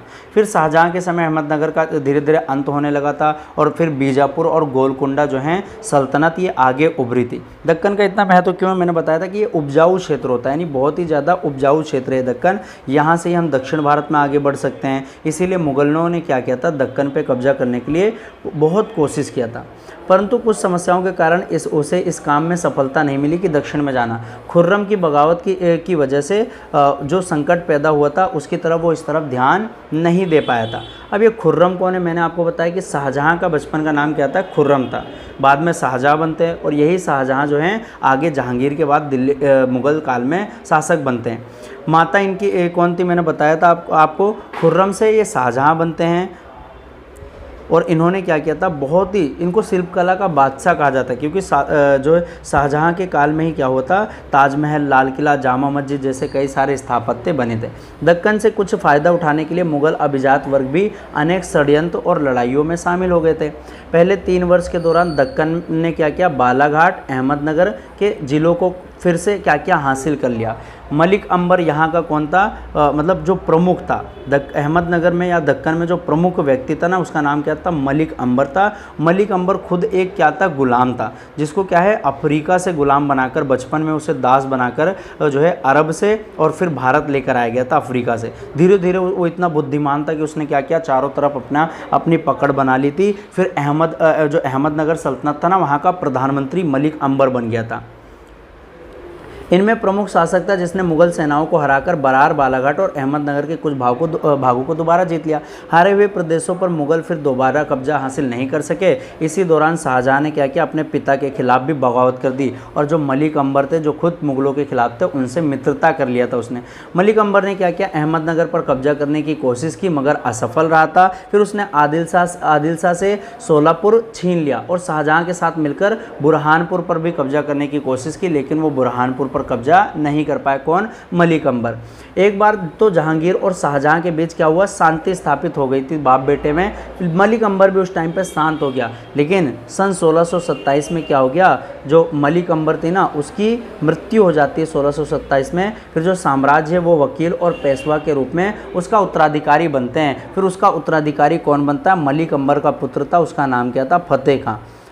और फिर ये फतेह खां मलिक अंबर से भी ज़्यादा तेज़ था, बहुत ही आक्रामक प्रकृति का था और उसके शासनकाल के दौरान जो दक्कनी अभिजात के बीच में परस्पर लड़ाई शुरू हो गई। जहांगीर के शासनकाल के दौरान मुगल साम्राज्य में दक्कन से कोई प्रदेश शामिल नहीं हो सका था। असल में दक्कनी शासकों ने अपने प्रदेश में मुगल साम्राज्य को इतना कमज़ोर बना दिया था और साथ ही साथ में मलिक अंबर की जो अति महत्वाकांक्षा दक्कन प्रदेश में संयुक्त मोर्चे की राह में एक बहुत बड़ी बाधा बन गई थी। उसकी महत्वाकांक्षा था कि पूरे दक्कन में खुद राज करे हो। जहांगीर की मृत्यु होने और शाहजहां के राज सिंहासन पर बैठने की अवधि के दौरान दक्कन के मुगल सूबेदार खान जहान लोदी ने ज़रूरत के वक्त मदद लेने के इरादे से जो दक्कन था बालाघाट को निजाम शाह को दे दिया। यानी जहांगीर की जैसी मृत्यु हो जाती है, शाहजहां सिंहासन पर बैठते हैं, उसी दौरान दक्कन के अंदर एक मुग़ल सूबेदार रहते हैं, उनका नाम क्या था, खान जहान लोदी थे। खान जहान लोदी ने क्या किया भाई, मदद के इरादे से जो बालाघाट था ना, एक प्रमुख क्षेत्र था बालाघाट दक्कन का, उसको क्या किया, एक शासक थे उनका नाम क्या था, निजाम शाह, उनको दे दिया। सिंहासन पर बैठने के बाद शाहजहां ने कहा भाई साहब कि बालाघाट को तुम वापस ले लो, लेकिन वो लेना चाहा तो वो असफल हो गया और इसके बाद शाहजहां ने क्या किया, बोला आ जाओ तुम दरबार में आ जाओ। इस पर खान जहान को लगा कि भाई साहब वो तो उसका शाहजहां का दुश्मन बन गया और बगावत करनी चालू कर दी। उसने निजाम शाह के पास जाकर फिर बाद में आश्रय ले लिया। इसने शाहजहां को और ज़्यादा क्रोधित किया और उसने दक्कन प्रदेशों के विरुद्ध क्या किया, शाहजहां फिर गुस्सा हो गया, आक्रामक नीति अपना ली थी। शाहजहां का मुख्य उद्देश्य था दक्कन के खोए हुए क्षेत्रों को दोबारा से क्या करना, वापस प्रदान करना। उसे विश्वास था कि दक्कन में जो अहमदनगर की स्वतंत्रता थी मुगल के नियंत्रण के आने आ रही थी, इसलिए उसने अहमदनगर को अब छोड़कर बीजापुर और मराठों को जीतने का निर्णय किया और जिसमें उसको सफलता मिल गई। बीजापुर जीत गया, मराठों को जीत गया। मलिक अंबर की तो मृत्यु हो गई थी 1600 कब हुई थी, 1627 में मलिक अंबर की मृत्यु हो गई थी। उसका पुत्र आता है और उसका नाम फतेह खान था ने भी मुगलों से सुलह कर ली थी। अब महाबत खान को दक्कन का सूबेदार नियुक्त कर दिया गया, परंतु दक्कन के राज्य के साथ लड़ाई अभी भी जारी थी। सन 1636 में बीजापुर और गोलकुंडा बीजापुर और गोलकुंडा के बीच एक संधि पर हस्ताक्षर हुआ। बीजापुर के साथ समझौते की कुछ मुख्य शर्तें थी। बीजापुर की क्या शर्तें थी? शाहजहां के समय पे जो 1636 में हुआ था कि बीजापुर के सुल्तान ने मुगलों की सर्वोच्चता मान ली थी, यानी बीजापुर अब क्या था, मुगलों के अधीन रहेंगे, और उसे अहमदनगर के उन क्षेत्रों से हाथ धोना पड़ा जिन्हें मुगल ने बाद में कब्जा कर लिया था। बीजापुर ने कर्नाटक की ओर विस्तार करने का जो अधिकार पाया, लेकिन मुगलों को कर देना पड़ेगा, उनको टैक्स देना पड़ेगा, जब भी वो आगे बढ़ पाएंगे। गोलकुंडा ने भी 1636 में शर्तें रखी कि गोलकुंडा के सुल्तान ने भी मुगल बादशाह की अधीनता स्वीकार कर ली, उसे अपनी सेना में मुगलों की अनुमति से ही आगे बढ़ना था।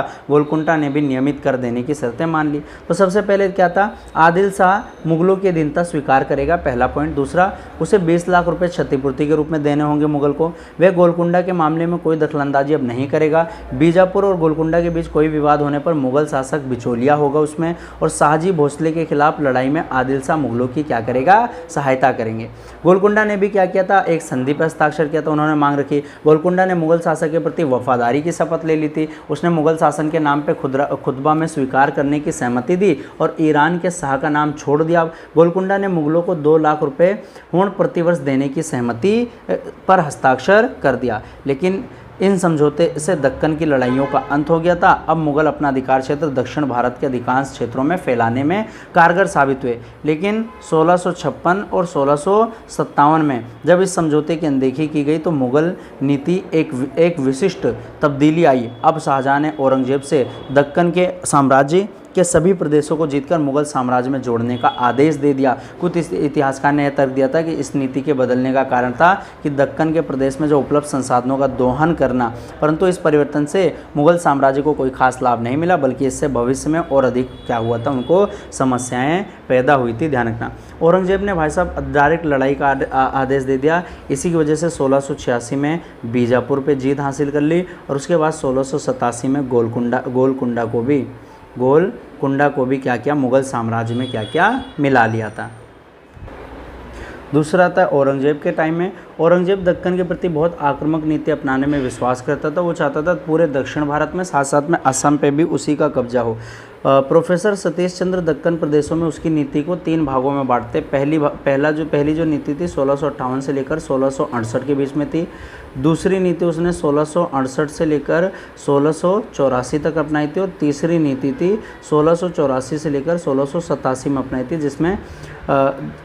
जिसमें वो क्या हुआ, सफल हो गया था। 1658 से 68 के दौरान इसका मुख्य लक्ष्य था बीजापुर से कल्याणी, बिदर और परेंडा को छीनकर अपने कब्जे में करना। इस चरण के दौरान मराठों के विरुद्ध दक्कन प्रदेशों से सुरक्षा सहायता पाने की कोशिश की गई थी। दक्कन के सूबेदार जयसिंह ने भी बीजापुर को जीतने का प्रयास किया, लेकिन वो सफल रहा। दूसरे उसमें आता है 1668 से 84 के दौरान इस नीति में थोड़ी सी तब्दीली आई। आदिल शाह की मृत्यु हो गई और शिवाजी की शक्ति लगातार दक्कन में बढ़ती जा रही थी, और गोलकुंडा का जो प्रशासन था ना, वो 2 भाइयों के अंदर आ गया था, एक अखन्ना थे, एक मदन्ना थे। उन्होंने फिर क्या किया, मुगल नीतियों को प्रभावित करना चालू कर दिया। गोलकुंडा ने शिवाजी और बीजापुर के साथ गुप्त समझौते करने की कोशिश भी की थी। मराठों को घेरने की औरंगजेब की नीति इसीलिए कामयाब नहीं हो पा रही थी। छोटी छोटी तब्दीलियां और जल्दी जल्दी पैदा होने वाले तनाव किसी न किसी रूप में जारी होते थे दूसरे चरण में। फिर तीसरा चरण आता है, जिसमें क्या हुआ, 1684-87 में औरंगजेब ने दक्कन को खुल्लम खुल्ला अपने राज्य में शामिल करने की नीति बनाई। औरंगजेब ने बीजापुर की घेराबंदी की और खुद वहां पे बैठकर निगरानी करते थे। 1687 से 1707 तक मराठों के बीच में लड़ाई भी साथ में जारी थी।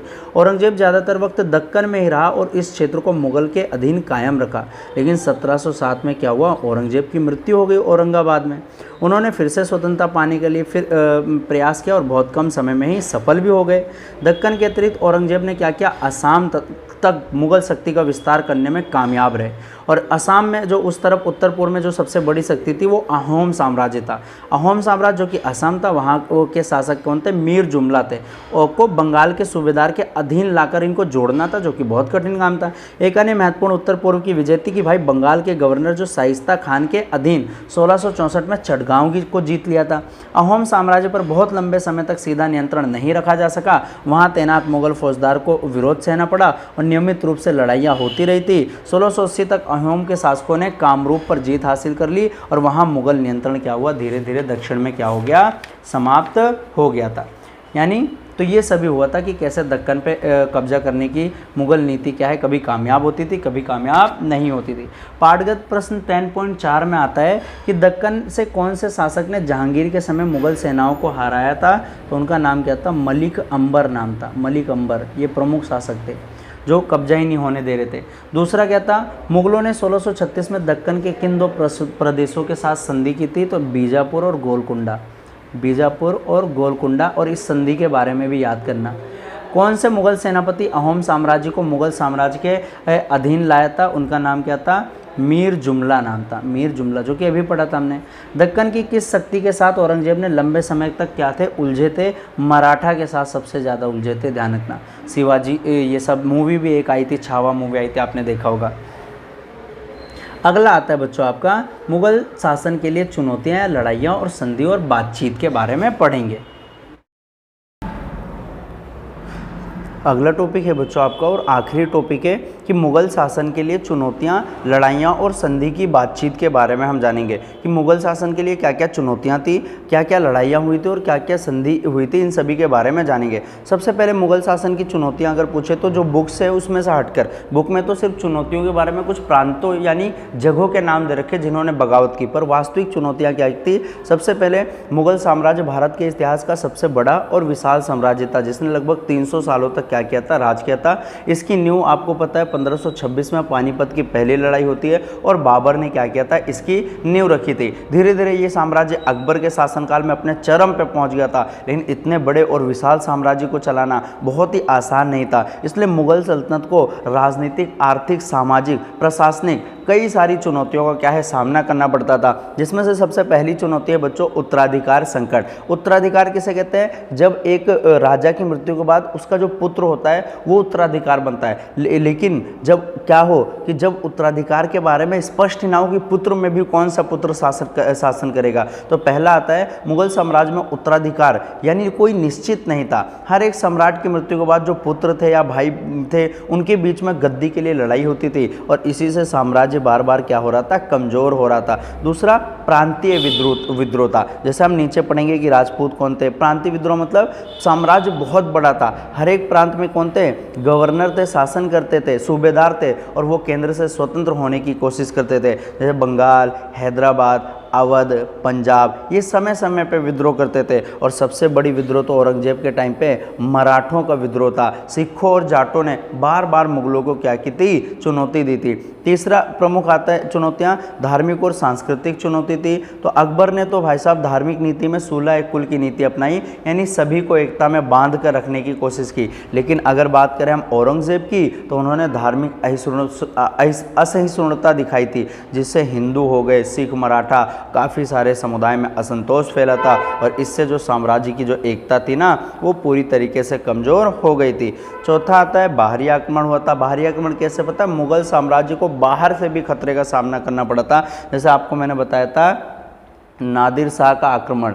नादिर शाह का आक्रमण 1739 में हुआ था और 18वीं सदी में अहमद शाह अब्दाली का जो आक्रमण हुआ था, इन आक्रमण से मुगल की प्रतिष्ठा और सत्ता कमज़ोर होती चली गई। पांचवा चुनौती आती है आर्थिक चुनौती कि भाई बार बार युद्ध हो रहा है, खर्चे हो रहे हैं, कृषि उत्पादन पर दबाव बढ़ाना है, किसान पे ज़्यादा टैक्स लगा रहे हैं, छोटी मोटी उद्योगों है ना, व्यापारिक कंपनियाँ आ रही हैं, तो ये आर्थिक चुनौती थी। लेकिन प्रशासनिक चुनौती भी थी, क्यों, क्योंकि बहुत बड़ा साम्राज्य था मुगल साम्राज्य, भ्रष्टाचार, रिश्वतखोरी दरबारी लोगों के हाथ में होती रहती थी। प्रशासनिक और मेन सातवां आता है यूरोपीय शक्तियों का आगमन। पुर्तगाली, डच, फ्रांसीसी, अंग्रेज ये भारत में व्यापार करने पर कब्जा करने लगे। धीरे धीरे वो राजनीति में भी हस्तक्षेप करते रहे और कमज़ोर मुगल शासकों का फ़ायदा उठाकर अंग्रेज़ों ने बाद में अपनी पकड़ मजबूत बना ली। अगर हम बात करें औरंगजेब के अधीन मुगल साम्राज्य ने अधिकतम प्रादेशिक सीमाओं तक अपनी पहुंच बना ली थी। बाबर का बेटा हुमायूं, बाबर, हुमायूं, अकबर, जहांगीर और उसके बाद कौन आता है, औरंगजेब आता है। लास्ट में बहुत मजबूती से पकड़ बना ली। औरंगजेब आखिरी शक्तिशाली मुगल बादशाह जिसकी मृत्यु कब होती है, 1707 में होती है। लगभग आधुनिक भारत कहे जाने वाले संपूर्ण क्षेत्रों को औरंगजेब ने जीत लिया था, परंतु उनका शासन जाटों, सतनामियों, अफगानियों, सिखों और मराठों की आम बगावत से बहुत ज़्यादा परेशान था। इन लोगों ने क्या किया था, बगावत कर दी थी। अकबर के दिन जो राजपूत थे वो मुगल की सहायता के लिए महत्वपूर्ण आधार की तरह उभरे थे। और मैंने आपसे बताया था कि अकबर ने क्या किया था, राजपूतों से अच्छे संबंध बनाए थे। बस एक क्षेत्र ऐसा था, मेवाड़ यानी उदयपुर जो था, जहाँ पे महाराणा प्रताप जो थे ना वो मिले नहीं थे। बाकी सारे क्षेत्र राजस्थान का राजपूतों का अकबर के अधीन था। और बाद में जहांगीर और शाहजहां के अधीन भी हो रहे थे। इन औरंगजेब के साथ उन्होंने खुद को क्या किया, पराया महसूस किया राजपूतों ने। और धीरे धीरे प्रशासनिक ढांचे में उन्होंने अपना स्थान क्या है, खोते चले गए। औरंगजेब के दिन मराठों ने भी क्या किया, मुगल की सत्ता को बहुत बड़ी चुनौती दी थी। यानी मराठे भी क्या है, मुगल सत्ता के लिए चुनौती बन गए थे। शिवाजी और उनका पुत्र संभाजी। दक्कन के प्रदेश में मुगलों की विस्तार योजना का बहुत विरोध होने लगा कि भाई मुगल विस्तार क्यों कर रहे हैं दक्कन की तरफ। उत्तर पश्चिमी सीमांत प्रदेश में कुछ समस्या वाले स्थान थे और मुगलों को इन बाधाओं को दबाना पड़ा था। हम इस प्रकार देख सकते हैं कि मुगल साम्राज्य की स्थापना और इसके विस्तार की प्रक्रिया के दौरान मुगलों का विरोध का सामना करना पड़ा और कई सारी युद्ध नीतियों को अपनाकर समझौते करने पड़े थे। यहाँ हम उन सभी मामलों के बारे में जानेंगे कि जिन्होंने चुनौती दी थी और कहाँ कहाँ पर हम मुगल साम्राज्य को समझौता करना पड़ा। सबसे पहला आता है आपको राजपूतों के बारे में पढ़ना पड़ेगा। राजपूत के बारे में पढ़ना पड़ेगा। आपको पता है जो राजपूत हैं ये राजस्थान में कई सारी रियासतें थी। राजस्थान में राजपूतों की क्या थी, कई सारे रियासतें थी। इनमें से ही एक रियासत थी, उसका नाम क्या है बच्चों, मेवाड़ नाम है। और मेवाड़ यानी कि आज का क्या है, उदयपुर है। इस शासक के साथ क्या है, मुगलों का हमेशा संघर्ष हुआ था। और ये पता है यहाँ पे शासन कौन थे, शुरुआत में कौन थे, यह महाराणा प्रताप का क्षेत्र था।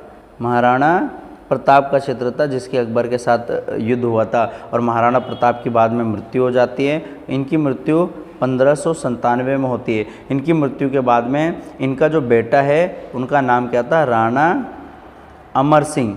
राणा अमर सिंह जो है वो मेवाड़ के क्या बन जाते हैं, शासक बन जाते हैं। उन्होंने मुगलों के खिलाफ क्या किया था, संघर्ष जारी रखा था। लेकिन बाद में क्या हुआ था, उन्होंने मुगल को साथ में 1615 में संधि कर ली थी। राजपूताना में मेवाड़ एकमात्र ऐसा क्षेत्र था जो अकबर के शासनकाल के दौरान मुगलों के अधीन नहीं आ सका था। जहांगीर ने इसे जीतने के लिए लगातार दबाव बना रखा था। लड़ाइयों के लंबे सिलसिले के बाद राणा अमर सिंह ने अंत में मुगलों के आधिपत्य को मंजूरी दे दी। किसने दिया था, राणा अमर सिंह। राणा अमर सिंह कौन थे, ये महाराणा प्रताप के पुत्र थे। मेवाड़ से जीते गए सभी प्रदेश चित्तौड़ के किले सहित राणा अमर सिंह को क्या हुआ था, लौटा दिया गया था। इसके साथ उसके पुत्र राणा अमर सिंह के पुत्र का भी नाम क्या था, कर्ण सिंह नाम था। क्या नाम था, कर्ण सिंह को एक बड़ी जागीर भी दे दी गई थी। यानी पहले तो मुगलों ने जीत लिया, आधिपत्य कर लिया, फिर संधि करने के बाद सब कुछ वापस लौटा दिया। जहांगीर और शाहजहां के शासनकाल में राजपूत ने आमतौर पर मुगलों के साथ बिल्कुल मित्रता का व्यवहार रखा, ऊंचे ऊंचे मनसब हासिल किए और उन पर काबिज रहे थे। शाहजहां को दक्कन और उत्तर पश्चिमी क्षेत्र की लड़ाइयों में राजपूत सैनिकों को अत्यधिक विश्वास होता था, वो उन्हीं को भेजते थे।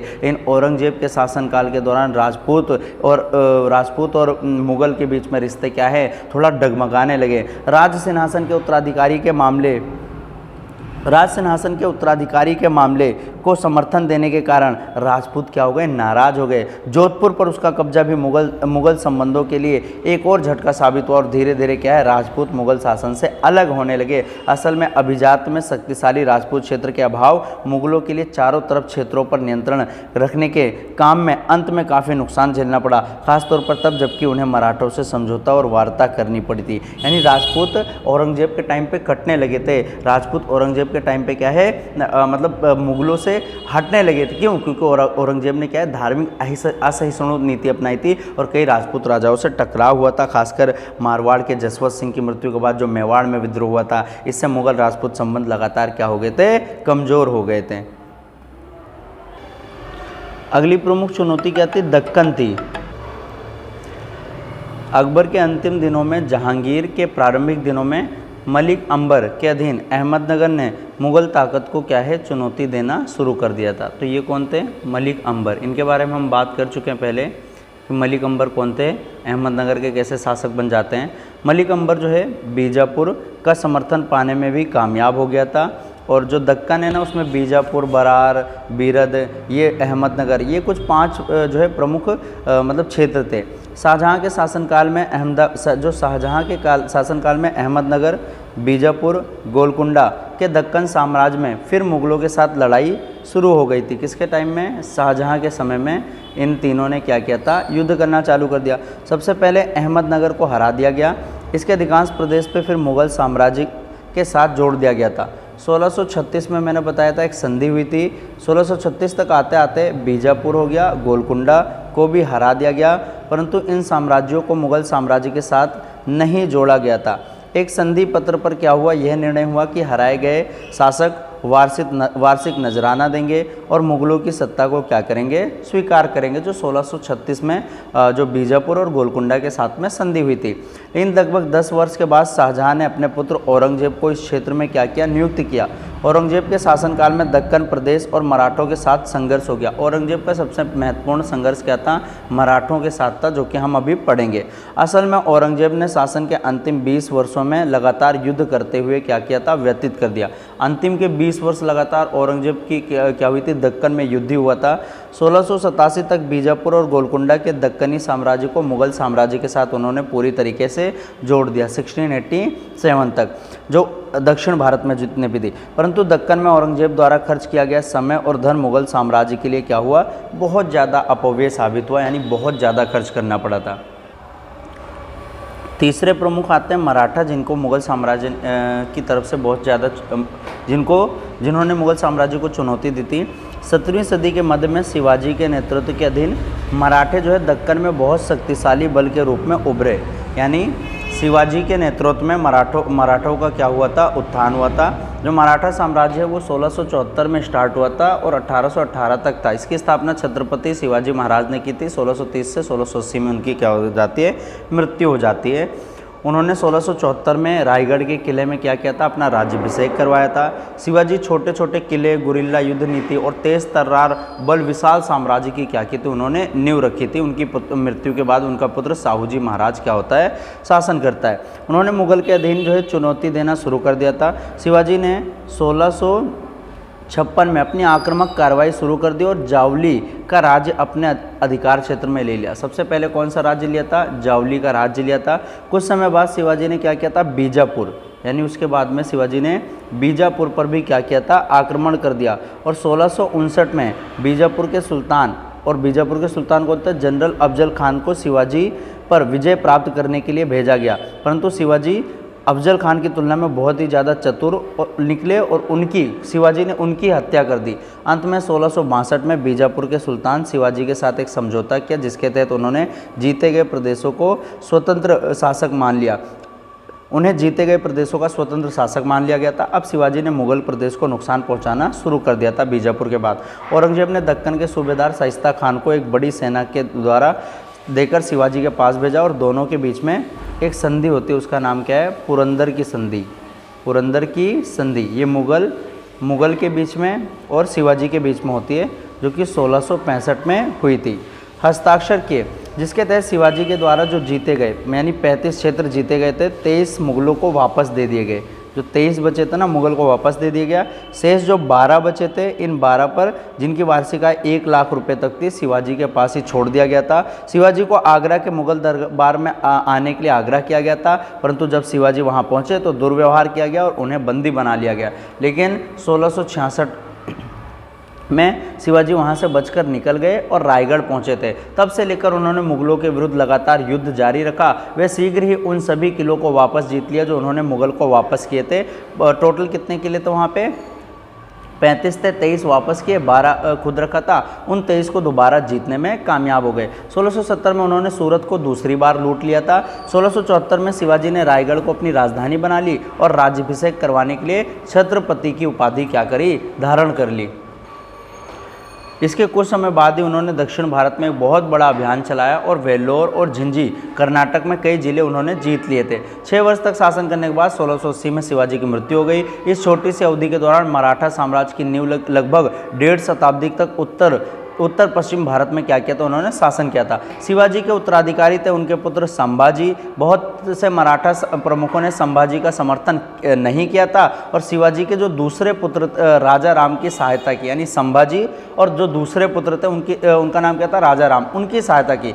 आंतरिक लड़ाई ने मराठा शक्ति को और ज़्यादा कमज़ोर कर दिया उत्तराधिकार को लेकर। अंत में औरंगजेब द्वारा संभाजी को पकड़कर 1689 में मौत के घाट 1689 में क्या किया था, मौत के घाट उतार दिया गया था। संभाजी के उत्तराधिकारी कौन बने थे, फिर राजा राम, क्योंकि संभाजी के पुत्र बहुत छोटे थे, यानी उनकी जगह दूसरे क्या नाम था उनका, राजा राम बने थे।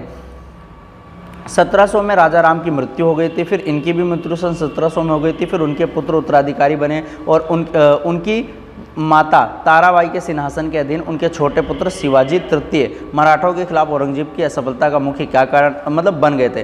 फिर मराठों के खिलाफ औरंगजेब असफल क्यों हो रहे थे? ताराबाई की ऊर्जा और उनकी प्रशासनिक प्रतिभा बहुत ज़्यादा होती, परंतु मुगल मराठों को दो विरोधी गुटों में बांटने में कामयाब हो गए, एक ताराबाई के अधीन और दूसरा क्या था जो संभाजी के अधीन था। ध्यान रखना, साहू जो बहुत लंबे समय तक मुगल दरबार में रहे थे को छोड़ दिया गया। एक चित्पावन ब्राह्मण बालाजी विश्वनाथ की सहायता से उसने ताराबाई को शासन से हटाने में क्या हुआ था?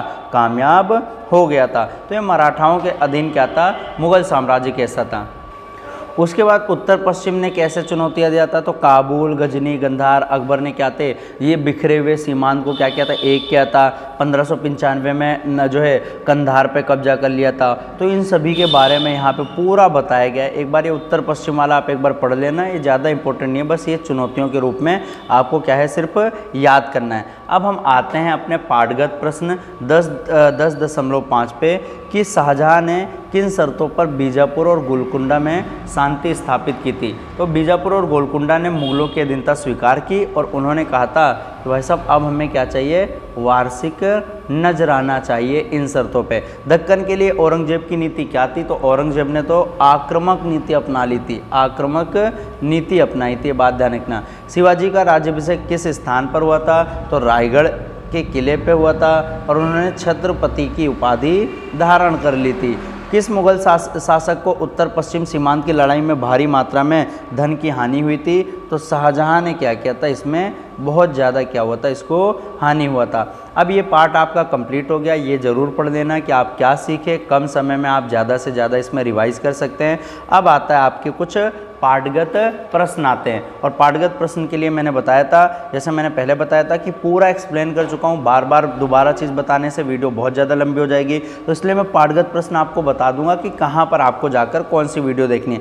बाबर के अधीन भारत में मुगल शासन की स्थापना की प्रारंभिक स्थिति का वर्णन करो और आपको ये चीज़ बताने के लिए आप 10.1 का जो पैरा 4 है ना, पैरा 4 और 5 जाकर देखना है आपको, यानी आप बैक करो, वीडियो को पीछे लेकर जाओ, 10.1 पे जाओ, पूरा 10.1 और 10.1 में जो पैरा 4 और 5 है ना, इसको समझ लो अच्छे से। दूसरा, अकबर का सहायक शासक कौन था और अकबर के शासक के प्रारंभिक काल में कौन कौन सी प्रमुख शक्तियाँ जो थी चुनौती थी? तो सहायक शासक तो बैरम खान था और इसको अगर पूरा अच्छे से आपको समझना है तो दोबारा कॉपी में आप क्वेश्चन लिख लो और 10.4 पे जाओ, पैरा 10.4 जाओ, उसको पूरा देख लो, आपको समझ में आ जाएगा। अकबर ने दक्कन में मुगलों की सर्वोच्चता को कैसे स्थापित किया? तीसरा, ये भी 10.4 में, सब टॉपिक दक्कन में जब जाओगे ना तब आपको समझ में आ जाएगा। राजपूत के साथ औरंगजेब की नीति कैसी थी?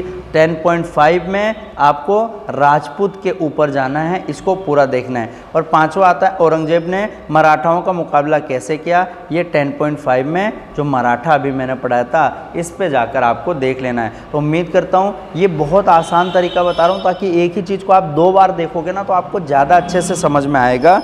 उम्मीद करता हूँ आपको वीडियो पसंद आई होगी। वीडियो से रिलेटेड कोई भी डाउट है तो आप हमसे कमेंट कर पूछ सकते हैं। अगर वीडियो पसंद आए तो आप लाइक करो और ज़्यादा से ज़्यादा सब्सक्राइब करो और वीडियो को शेयर करना मत भूलना। मिलेंगे नेक्स्ट वीडियो में नेक्स्ट चैप्टर के साथ, तब तक के लिए जय हिंद बच्चों।